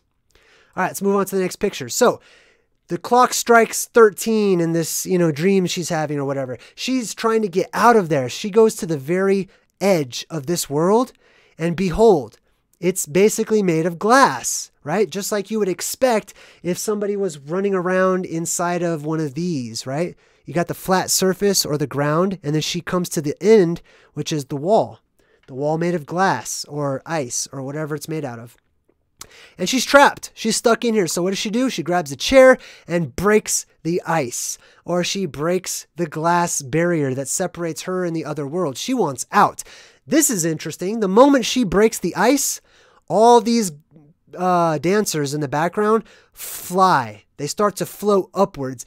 So there's a correlation there between breaking the ice, or the sky falling, the world falling down, etc., right? Breaking the dome, etc., and a loss of gravity.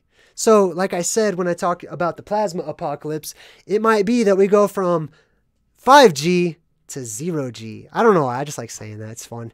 It's kind of me poking fun at the world that we live in today. But anyhow, for a short time, yes, once we hit the neutral point, when the polar shift happens, there will be a neutral point in the polarity of our world, or in the electromagnetics, or in the force called and commonly known as gravity. So people will just float around once the sky breaks open. Now, she doesn't float. She doesn't float up. These people are actually going up. They're getting sucked up, okay? But you have to watch my videos about that. They're getting sucked up. She doesn't get sucked up. She goes actually down. She gets sucked downwards. She falls. She falls into our world. She is falling down into this world, which now looks like a giant trash dump. It looks like a garbage dump everywhere. What's up with that? Why did they even have that in the movie? None of this is explained, because this is a part of the labyrinth. This is a part of the riddle. This is blatantly obvious that there's something more to the story here, and then they decide not to tell you. That means it's a riddle. That means that they have left it up to you to figure out what this means. Well, I'll tell you what this means. When the hole in the sky opens up, our atmosphere is depressurized, and plus on top of having zero gravity, everything's floating already, everything gets sucked up into the sky for a short amount of time. Once it seals off, everything that is up in the sky that hasn't crossed over the gravitational flip point will fall back down to Earth.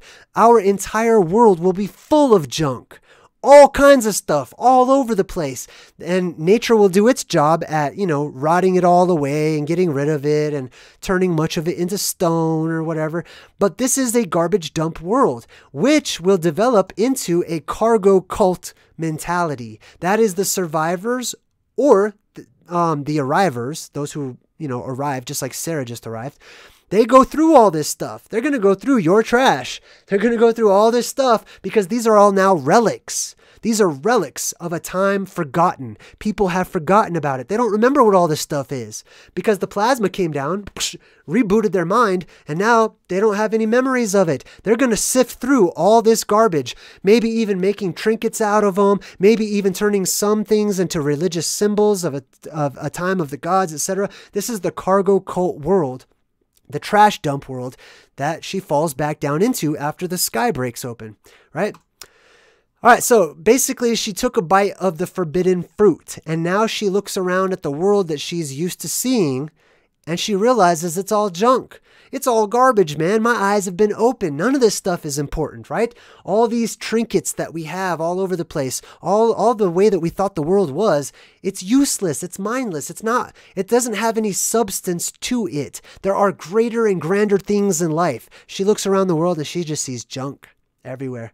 As a matter of fact, we'll get into that here in just a minute, but I do want to point out this lady. This is a most interesting character in this movie, okay? I don't know what her name is. I call her the trash lady. But I was watching this the other day as I'm studying the movie, right? Because I don't watch movies. I study movies. I'm studying the movie and I see this lady and I remember the trash lady. And I'm like, what is she, man? What does she represent? There's truth to this. What is it? And I'm like, wow, she puts all this stuff on her back. She's collecting all this garbage, all this trash, and making it a sort of walking home. And then it dawned on me, just like a hermit crab. Just like a hermit crab does. The crab symbolism. The crab symbolism is the dream crabs, right? Those dream crabs that come down. I'm just saying. I'll probably do another video about the dream crabs. But when I say dream crab, I'm not talking about an actual crab. I'm talking about the plasma, okay, that comes down to help reset. However, when I talk about crabs, physically and literally, I am also saying that our sea life, much of our sea life, whether it be crabs, lobsters, octopi, and so on and so forth, that they actually might come from space, that they actually might have fallen down into this world and survived in the waters. That the Fantazoids that come down into our world are often depicted like gigantic crabs or insects that have these exoskeletons, etc. Those are the Fantazoids. They're much bigger out there. But what happens to beings that come into this microscopic version of reality and then it's sealed off? Well, they follow suit when they grow. They follow suit when they have children. They get smaller and smaller and smaller. So she might actually be, because you can look at her face and it's a very dirty kind of a white look. Let me see if I can, well, you can see it right there. She's like that pale kind of white color, just like those Fantazoids are from space. And she's collecting all this stuff. What if she actually is a crab? What if she's a giant hermit crab that came down from space and decided to collect all this crap and put it on herself? Wow, that might be a possibility. So how can Sarah talk to her? You know, because we can't talk to crabs. Well, yes, you can. When the plasma apocalypse comes and our world is blessed with an influx of magic, also known as plasma or the life giver, people are going to develop powers where they can actually become telepathic and talk to animals. But anyway, so the hermit crab lady says, "What are you looking for?" And Sarah's like, "Oh man, I don't remember," right? She doesn't remember. She's fighting that veil of forgetfulness. They want her to forget. Now, this is interesting. I've seen this movie a million times, and I never caught this before. If you look in the background, it's not just this lady. There's not one of these hermit crabs. There's a lot. This entire garbage dump is full of little hermit crab people. This one in the background is actually drinking what looks like a giant bottle of milk, which is also very interesting because the milk symbolizes the ambrosia of the gods. It symbolizes that substance that they drink to live forever, because we live in the house of death, the house of pressure, right? Where we grow old very quickly and have short lifespans. But out there, it's not the same. Out there, the conditions are different, right? Anyhow, here's another one. You might not have even seen this guy, right? But the little face right here, and there's a whole bunch of these little hermit crabs, and they live inside of the garbage dump. They love it. Just like the Fantazoid that's in Star Wars. If you look at and you watch the first Star Wars movie that came out, they go down the garbage chute and there's some sort of a monster alien creature in the garbage itself. Just like in Love, Death, and Robots on Netflix, there's an entire episode devoted to this monster that lives inside of this junkyard that just puts all the junk on top of itself. Same exact thing is happening right here. What if that's something that the Fantazoids do? They want to make a home for themselves, you know? They want to hide. So they just go inside of all this junk that fell out of the sky and they make a home for themselves. So this lady takes her, Sarah, into what looks like her room, right? And she's looking around and she's trying to fight that fog. It's this mental fog that's attacking her, trying to make her forget her purpose in life, right? So there's the dream crab, hermit crab lady. Comes into her house, and then Sarah starts realizing, wow, this is all fake, man. Look closely. You see the chessboard? That's the checkerboard sky, basically. That is the Illuminati floor. Well, what is their floor? What is their footstool? They're from above. They're from out there in space. When they look down at all the realms, maybe this is what they see, possibly, right? The whiteness of space contrasted with the blackness of all of these dark houses of death. You know, I mean, I don't like to, don't get me wrong. It's not that I hate this place, but yes, it very much is a place of death right now until the sky opens up and then gives us all much longer lifespans. I'll have to talk about that another time. If you have questions about any of this, please write it down and I'll answer or respond to all of your questions at the end. So there's the checkerboard, represents space. Now look where the mirror is. She sits down at her mirror. There's Jareth right there. She sits down at her mirror and she starts going back into the same routine, putting on her lipstick and stuff. But then when she says, you know what? This is all junk. I remember. This is all fake, man. This whole world is fake. You ever go to your cupboard or your refrigerator? You're hungry, but you're a truth seeker. You open it up and all you see is crap. You just see garbage, stuff that is fake, man. And you're like, I'm not even hungry anymore. You know what I mean? That's how she sees the whole world. She's looking around with eyes wide open and saying, None of this is real. This is all a distraction. None of this has substance to it. She goes through a hole in the wall where the mirror just was, right? The mirror was just there. So she basically goes through the mirror and comes into the world of the real, the glittery world, the shiny world. She sees things for how it really is. Everything is shiny. All right, so let's move forward.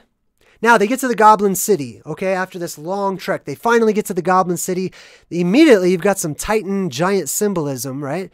Where they fight this sort of machine that has these red eyes. Now, there is the symbol for the labyrinth once again. They actually give it, and it's used as a weapon against them, right? This is the labyrinth itself. This is the Labyrinth, remember? So he picks up the Labyrinth. It turns out there's this little tiny guy inside working it all with red eyes. Little goblin guy. Now, to me, I see this guy, and honestly, it kind of reminds me of this guy right here from Indiana Jones and the Last Crusade, right? I'll flip it back so you can see the comparison. You see that? That's just a funny little side note because I kind of, I put those two guys together. So now I want to talk about, they get into the city, and Sir Didymus, okay, is the name of the skunk. Didymus means Thomas, for those of you who don't know. Didymus is Thomas, and it's sort of a biblical reference, by the way. Now, Didymus is riding on top of Merlin, the dog, the white dog. Now, this represents those Fantazoid classes that you can actually ride, the benevolent Fantazoid creatures that people once actually rode. And when you see these ancient pictures of people riding on top of monsters or subduing dragons and riding on them or whatever, that's real. The Fantazoids were real. Those great beasts of old came into our world. Some were predators, some were hurtful, some were neutral, and some were friendly. The friendly ones you could possibly ride on top of, like Falcor, right? Anyway, the dog's name in one world is Ambrosia. Ambrosia means immortality, to live forever. The white dog, also named Merlin, right, which is basically a being that can breathe water or drink water or is from the waters or the lakes, etc. And it is also the drink of the gods. This is what the gods drink. This is why you've got the bad guys drinking milk. That's their way of rubbing their eternal life in your face, right? They're saying, we are drinking the ambrosia. It's not really milk. It's ambrosia, right? So Merlin in one world, ambrosia in another world. Very interesting. All right, so then he ends up actually jousting. Now, this is what the ancient knights did. This is why they wore all of this unnecessary, huge, heavy metal. Heavy metal, dude, right? They wore all this heavy metal because they were fighting Fantazoids. They're fighting creatures that have exoskeletons, okay? Knights of old did not dress up to fight human beings, okay? Not what happened. They dressed up to fight monsters. As a matter of fact, if you look at the Japanese and some of the Far East versions of knights, which are called samurai, if you look at their armor was specifically designed to look like bugs or to look like gigantic insect creatures because that's what it was used for. And sometimes they possibly even took parts of those insect creatures, those giant Fantazoids, those monsters of old, and then incorporate it onto their uniform. That's what the samurais did. They fought the Fantazoids. That's why they were specifically trained for that. Ninjas did not fight the Fantazoids. Ninjas were who fought other people, okay? But the samurais were specifically designed to fight the Fantazoids, as were the knights. So that's what's being represented in this picture right here. Now we get inside. Sarah is looking for Jareth, and he's gone into this crazy place that's just up is down and left is right, and there's no direction whatsoever. Gravity is very funny and works differently. It sticks in different directions and stuff. This is quote unquote space, okay? Possibly even different parts of the world that we live in, because gravity, I just call it gravity. You know what I mean? I don't really like the word gravity or the concept, but there is some sort of a force, okay? And that force acts differently in different places. It has a flux to it, okay? Gravity, as we've been taught, can be very funny, all right? So she goes into this big space area. Once again, you've got the as above, so below, the upside down worlds to one another, right? The sister world symbolism. And he's wearing black, he's below. Black is the color of being under the dome. Black is the color of being under an enclosed system where you're cut off from the whiteness or the brightness of space, which is why she's on top. So check this out. He's actually singing another song, which is highly esoteric. I might even have the lyrics here in a minute. But look how gravity's pulling in all these different directions. She's looking for the North Pole. Remember that. That's what this kid is. He is the North Pole. Now, let me read some of these lyrics to the song that he's singing as she's looking for him, right? He says, "How you turned my world, you precious thing. You starve and near exhaust me. Everything I've done it for you. I moved the stars for no one. You've run so far, your eyes can be so cruel, just as I can be so cruel. Though I do believe in you, yes I do. Live without the sunlight." The reason he says live without the sunlight is not some metaphor for, not having your love or whatever. No, he literally lives without the sunlight. He lives out there in space where there is no sun. The sun is in our world. Academia has already admitted that the moon is inside of our atmosphere. Stands to reason that the sun would be too. I'm just saying. That's my path, remember.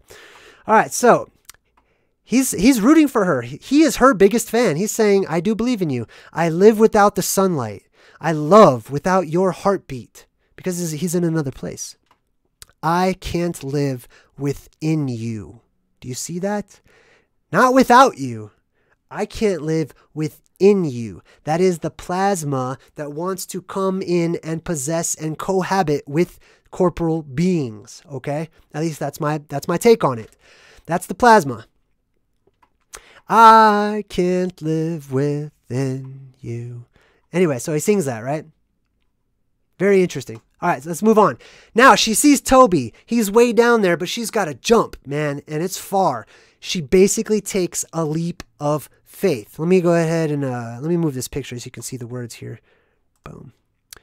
So she takes a leap of faith. This is the jump program. When you get to the North Pole, okay? When you get to the center of the maze, when you get to the finish, right before the finish, there is a leap of faith required. It's going to look like you probably will jump to your death. However, it's going to be a totally different result. She jumps in order to get to the North Pole, aka Toby, aka the center of the labyrinth, the center of the maze, right? Now, if the center of the labyrinth is our world, and the labyrinth represents our actual physical world, then she's actually, literally, physically jumping into the North Pole, or into the middle of the world, right?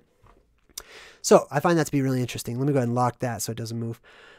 So she makes this leap of faith. This is the jump program. It's in Vanilla Sky. It's in The Matrix. It's in Indiana Jones and The Last Crusade, where he's literally looking for the Holy Grail, which is the goblet or goblin or the center, basically, of the world. Anyways, so then she falls down. She just starts falling. She's not falling to her death. She's not plummeting. Gravity's kind of doing its job, and it's like anti-gravity, and she's just floating down, just like Alice does when she goes through the rabbit hole, right? And the world starts to sort of come apart. This kind of reminded me of the Neverending Story, where the world, Fantasia, is kind of just breaking apart into pieces and everything's kind of floating around. This is her little Alice moment. She lands down, and now it's just her and Jareth. By the way, that's the other thing. Her friends wanted to help her. Her friends said, let us come with you. And she said, no, man. Like, I love you guys, but I have to do this by myself. And they're like, why? And she says, that's just the way it's done. She can't explain it. Sometimes you can't explain something. Sometimes you just go with your gut, go with your intuition and your feelings. She says, I got to face this guy by myself. Ultimately, that's what this all boils down to. You can get help from people. I'll help you out as much as I can. Others will help you out. You might help others out. But when it comes down to it, you have to walk your own path. That's what this is about. Now, she starts talking with Jareth, and he's like, I've done all this stuff for you, man. And she's like, what have you done for me? You know, she gets a little attitude. And he's like, everything I've done it for you. And then he starts listing things. You asked for the child to be taken. Remember, he's not a kidnapper. He didn't just decide I'm gonna go steal someone's kid at random. She asked for this to happen. It was a wish. Well, he's a genie, right? He's a genie wherever he is down there. I gotta move this microphone. He's a genie, and he's like, dude, you asked me to do this. I did it. Why are you mad at me, right? Paradigm shift. This is interesting. Keep in mind, he's also dressed up all in white now. You asked that the child be taken. I took him. What's the problem, right? You're welcome. You cowered before me. I was frightening. See, that's really interesting, right? Down here where we are right now as a part of this labyrinth, we need the Minotaur. We need a monster. We need a bad guy. We need opposition. Why? That's a good question. I don't want to answer the question right now. I would like you to think about it. But why would we need opposition? Why would we need the appearance of something that's evil or bad or whatnot in this world? I think that that's what's being said right here. You cowered before me and I was frightening. You needed something to be afraid of. So boom, there I was, right? I was the conduit for these things to happen. There's got to be a bad guy. I volunteered, basically, is what he's saying. Then he says, I have reordered time. This is Chronos, okay? He's talking about Father Time, Chronos, being in charge of how time works. Now, I'm telling you right now, if you think that that's a difficult task, it's not. Okay, I actually watched the sun. I've been watching the sun rise and set for a long time. And I noticed the very last rays of light leave where I live at about 9:30 or 10 o'clock. You could just see a little faint, just a little tiny bit of light just leaving as the darkness really engulfs everything. But that's when you can just see the last bits of light. 9:30, 10 o'clock at night. The opposite of that is true. I might be up at 4 o'clock in the morning. I'll go outside and, walk my dog or something, look up at the sky, and off towards the east, I can see the faint rays of light coming back.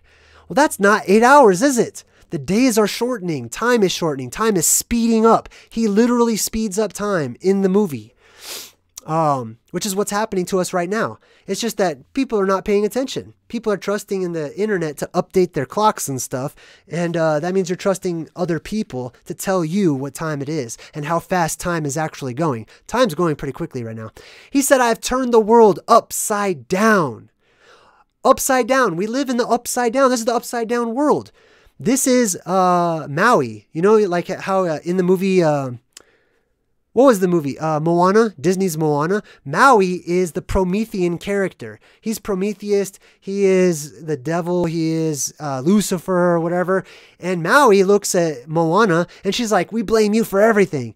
And then Maui gives her a little, he breaks her off some knowledge and says, really, I've done all this stuff for you guys, for the human beings, for you tiny people, you mortals. You're welcome, man. You're welcome. That's pretty much what Jareth is saying right here. He's saying, I've turned the world upside down. And I've done it all for you. So let me ask you a question. If he does all of this for her, he's answering every wish and whim that she has, even if it's a subconscious one. Who is really in power? Think about that. Who is really in power in this world? Is it really the powers that be? Is it really the man? Is it really the system, etc.? I don't know. Think about that one. Look what I'm offering you. Now, as he does this, he's actually interrupting her. She's trying to remember her lines, right? And she says, for my will is as strong as yours. She's looking him right in the eye. She says, wait a minute, I just realized something. My will is as strong as yours, and my kingdom is as great as yours. And then she's trying to remember the next thing, and he goes, wait, stop. Look it. He's trying to distract her. That's what the magicians do. They're constantly trying to distract us from our own path, right? Hey, look at this, look over here, right? So he offers her the world once more, just like Satan offered Jesus all the kingdoms of the world. Same thing. This is the world that he's holding, and it's upside down in there. That's how you know. Look what I'm offering you. And then she goes, you have no power over me. Which means there is nothing that you can offer me that I can't already get myself. You don't have any power over me. You're doing all this stuff for me. Wait a minute. You're the slave. You're the one who's weak. Wow. That's power, man. That's a lot of power. So you see Jared is actually falling in the background. There's sort of like angelic wings, and he starts to fall. The moment she says, you have no power over me, boom, he starts to fall down. The world breaks apart, and she's holding onto this bubble, and the bubble pops, which is symbolic of our world popping open, right? So anyhow, that's all over. She goes home. She ends up back at home, and there's, she's back with her innocence. She's reclaimed her real self, her childlike innocence that she has. That's why in the Neverending Story, it's the childlike empress, right? The one who is in control of Fantasia. That's why she's a child. So she gets her childlike innocence back, and she says, I want you to have Lancelot. Lancelot belongs to you. Lancelot's her teddy bear, right? You might not think that that's a tiny thing, like, oh, who cares? Lancelot, whatever. Very seriously, deeply esoteric and symbolic.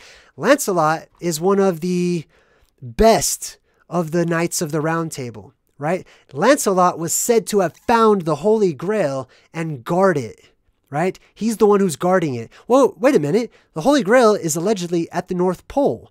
This guy, this kid right here represents the North Pole. She puts Lancelot right there next to him to guard him. Lance, L-Ot. O-T means plural, basically. It's feminine plural. Lance, you know what a lance is, right? It's a rod. It's a staff. It's a sword. It's all these types of things. Lance, L. L means God. Lance, God, plural. Interesting, right? The lances of the gods. Set by the North Pole to guard it and protect it so that people don't take it again. This is the tree of life, in case you didn't realize that. And there was a fiery sword set on all sides of the tree of life that turned this way and that way, which to me is very simple. That's pretty much describing these lances. These are the fiery flames. These are the fiery swords that guard the way to the middle of the world, to the other realms, to the North Pole, etc. Very interesting. Not only that, but the guy that wrote this movie. Hey, welcome, Corey. We just got a new member, Corey L. I'm totally jumping in the chat. We're almost done. So anyhow, that's Lancelot. I do want to share this. Lancelot's name, you might not know this. He's actually known as Lancelot du Lac. Now, du Lac means of the lake. Actually, I just thought of this. The town in Shrek where the castle is called Du Lac, isn't it? But he's called Lancelot du Lac, right? Which means Lancelot of the lake. Merlin of the lake, Goblin of the lake, right? There's all this lake symbolism. What lake could they possibly be talking about? The Great Lake, the biggest lake, the grandest lake that there is. That is the waters above, possibly. Now, this is also interesting, right? The Lancelot Grail cycle. Lancelot is highly involved in the search for the Holy Grail. So she goes back to her regular life, right? Her regular life. And then she looks into the mirror, which is symbolic of looking into the other worlds, remembering, carrying those memories with her so that she does not forget, right? So that she does. It's like when you watch a movie, like you could watch this movie. It could be anything. And it's esoteric. It's deep, man. You're quiet. You're like stunned. You're speechless. But it starts to wear off, doesn't it? It starts to go away after a time. And it's like you start to lose all of the importance of what the movie was speaking to you. When that movie spoke to you, it starts to fade away. That is called Maya. That's the veil of forgetfulness. She doesn't forget. She looks right into that mirror and she remembers, hey, thanks, Mind's Eye. I'm totally jumping in the chat. I appreciate you, man. Every now and again in my life, now she sees these fantasy creatures through the mirror, through the looking glass. And Hago's like, should you need us? Yeah, they all pop up and said, yeah, should you need us? And she goes, you know what? I do need you. Every now and again in my life, and for no reason at all, I need you. Now, this is something that I have admitted. I need these characters. I need this fantasy. I need this creativity. I need to keep it as a part of who I am in this world to keep me sane, man. Not only that, but I need to remember my past. I need to remember my origins and where I come from and what the world will once turn into once more again. The world will not be like this forever. I need that, as does Sarah. As you can see, by the way, she's popped her collar because she's now one of them wearing all white. She has been to space. She's been to the other worlds, etc. She's now a bipedal Fantazoid. She is a fractal traveler. She's a slider. She is whatever you want to call it. But that's what she is now. She says, I need all of you, right? There's the cats, there's the Dalmatian, black and white symbolism, etc. And then they all show up. They all show up in her house and they're having a good time and they're dancing around and they're just kind of partying and stuff. And she's like, this is how it should be, man. This is how it should be. Balance, a mixture, that world and this world, keeping them all together, not separating and pretend the other one doesn't exist. That's not right. Now, while they're having a good time behind the glass, you've got the owl, who's Jareth. And he's sitting out there watching once again because he's a watcher. It's all cyclical. It all happens. It all repeats itself over and over and over. This is why the ancient prophets and seers and oracles of our past, this is why they're so accurate. They weren't predicting the future. They were just telling you what happened in the past. And they know that it's bound to happen again. Anyhow, he's outside. He's looking through the dome. He's watching through into the world. Okay, he's peering into that world. But he's not a part of it anymore. It's sealed off. The door is not open. The window is not open.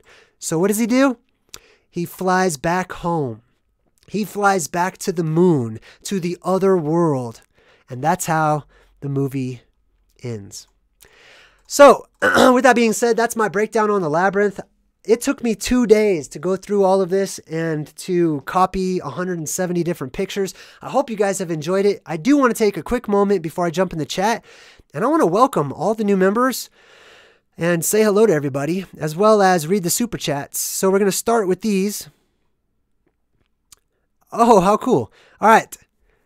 First and foremost, Great Hope sent a donation and says, thanks for all the work that you put into this. You're very welcome, Great Hope. Great Hope donated again and had a picture of some popcorn. That's really cool. You can put like little sticker things up. I just learned about that. That's cool. Thanks for the popcorn. Rue, I am Groot, says she donated and says, I love how you think, Jay. Thank you. And thank you everyone. I'm glad you think everyone, Rue and Groot. I'm glad you thanked everyone because we're all in this together. We're all a part of this. We're all teammates, man. We're all on the stage together. And if we come together, man, that makes us so much more powerful than we ever could have thought. Taurus donated $5 and says, matches Rue's donation because this place has the best of the best crowd. I totally agree. What they're talking about is the people in the chat. All the members, these are the mad chatters. These are the dreamers of dreams. These are the people, if you look at the comments, gosh, man, they are an integral part. All of you are an integral part of what I do. When you add to the chat room, when you add to the comments, that's recorded. Other people are going to benefit from what you add to it. So I appreciate you all. Hamid donated 500 SEK. I don't know how much that is in SEK, but I do sincerely want to say thanks, Hamid. I really appreciate you, man. And Hamid says, more glitches to the system until it crashes. That's right. And the system will come crashing down. You can be happy about that and look forward to that. Joseph Baker sent in a donation as well. Thanks, Joseph. Appreciate you, man. Corey L became a new member, so welcome. Hey, let's blow up the chat for Corey L. Lots of welcomes. Let's put some good vibes out there and welcome Corey L. And then Mind's Eye did a little sticker that says fist bump. That's cool. I like that. All right, let me jump out of the chat now. If you have a question or a comment, go ahead and type in @JayDreamerZ. I'll be able to read it on my side and we'll go forward. I'm going to start with Stephanie McGuire. Stephanie says, JayDreamerZ, thank you. You're very welcome, Stephanie. I really appreciate you guys as much as you appreciate me. Lori till the end. You changed your name, I see. I like it. Lori says, great breakdown of Labyrinth. Thank you. You're very welcome. It's honestly very much my pleasure.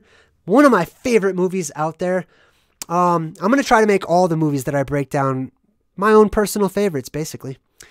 Let's see here. We've got Joseph Baker in the chat, and he says, if you think your afterlife will be better than your current life, you're not really living. You're just waiting to die. JayDreamerZ, thank you for sharing your path. Words well spoken. And you're very welcome. Hey, Vanessa. Vanessa donated and said, just paying my dues to Jay. Answer the chat. Hey, Vanessa, you don't owe anybody anything, but all the gifts are very much welcome, and I really appreciate it. She's got a big thumbs up, and so thumbs up right back to Vanessa.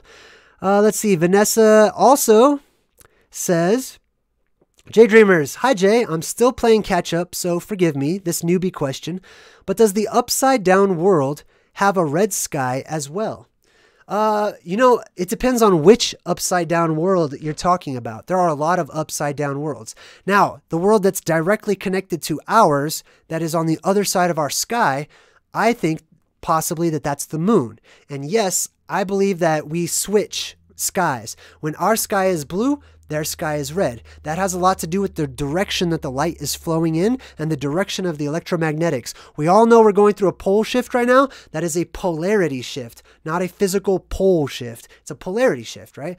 And when the polarity changes, the direction of light changes, the energy changes. Instead of feeling like you live in a world that's backwards and upside down, it's going to become the opposite. Basically, for all of you who feel like you're the black sheep of the world, you're going to feel right at home once the new world kicks in. Good question. Sorry, I'm losing my voice a little bit, so I'm going to try to speak up a little louder. Great Hope is in the chat and says, JayDreamerZ, can you tell us the Zelda joke that you mentioned in one of your other videos? You told us to remind you and said it's going to be a funny one. I've played all the Zelda games and I love them. Yeah, the joke was just about me. Somebody asked me to leave a link, so I left a picture of Link from Zelda. I thought it was hilarious. I don't know. That's my sense of humor. Excuse me. Oh, hey, I forgot to do the positive emojis for Vanessa. Let me blow the chat up real quick. Boom, positive emojis. Hey, Wade just joined too. Welcome. I'm going to type in this for Wade too. Welcome, Vanessa. Vanessa, you should check out the origin and the root meaning to your name. I think you might like it. So we've got Vanessa and Wade. Was it Wade? Oh, that's a cool name. Wade was one of my favorite ducks growing up. So welcome, Vanessa and Wade. Positive emoji time. Blowing up the chat with super good vibes because that's what we're about. Oh, I put way too many. It won't let me. It only lets you put a certain amount. So there you go. Pow. So welcome, Wade. Welcome, Vanessa. Let's see. Let me jump back into the chat, see if there's any other questions here. Oh, yeah. Joseph. Joseph Baker asks, did you catch the colors on the doors? They were red and blue, just like the gown worn by Jesus in the last dinner, the Last Supper. Yeah, absolutely. The red and blue, red versus blue. You see that all over the place. It's always red versus blue, right? It's not so much the concept of two different teams, but two different times, two different experiences, two different types of reality. I'm reading a book right now by a man called named Terry Goodkind. I highly recommend, if you are wondering what books you should check out and you want to know, my first and foremost recommendation are Terry Goodkind's books, specifically the Sword of Truth series, okay? The book I'm reading right now is called The Law of Nines. Very interesting book, and I'm almost done with it. In this book, there's basically a portal that opens up between this world that has no magic, but it has technology, and an older world that has magic, but no technology. And, the bad guys are trying to get a hold of the gateway between these two worlds in this book. And I'm just reading it going like, yep, that's true. Yep, cool. Like, it's so awesome. I'll also say, I watched this movie called This Is the End with Seth Rogen. A lot of you guys might be familiar with Seth Rogen and his typical gang of people that he hangs out with. I don't know. I think whatever. I have no thoughts about them as people, but I can tell you all of Seth Rogen's movies are the same as Monty Python and his crew.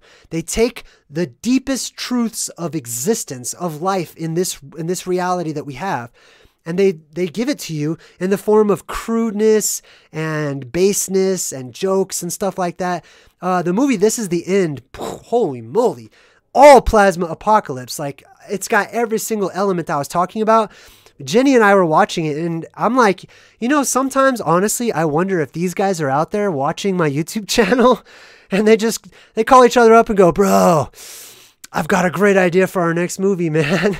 Which, if that's true, then hello, shout out to Seth Rogen and crew. And that's okay with me, man. I don't care about, copyrights and all that type of stuff.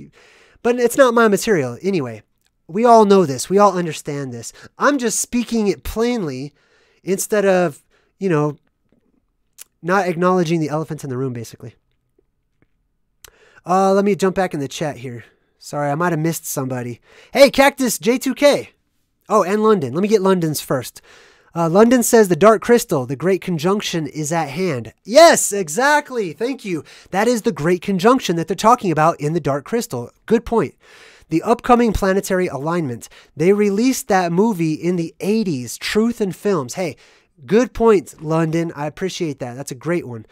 Cactus J2K says, JayDreamerZ, If space is white and black is the opposite, we probably live in that gray area where it's always foggy. Just a recent thought. I think that's a great thought. As a matter of fact, I encourage all that type of thinking. That's outside of the realm of academics. Academics come from Akkad, or aka Babylon. Those are the Babylonian institutions that were set up by guess who, right? The ones who are in control, the ones who are in power. Possibly space bandits, time bandits, probably space bandits as well. Space fugitives, I'll say.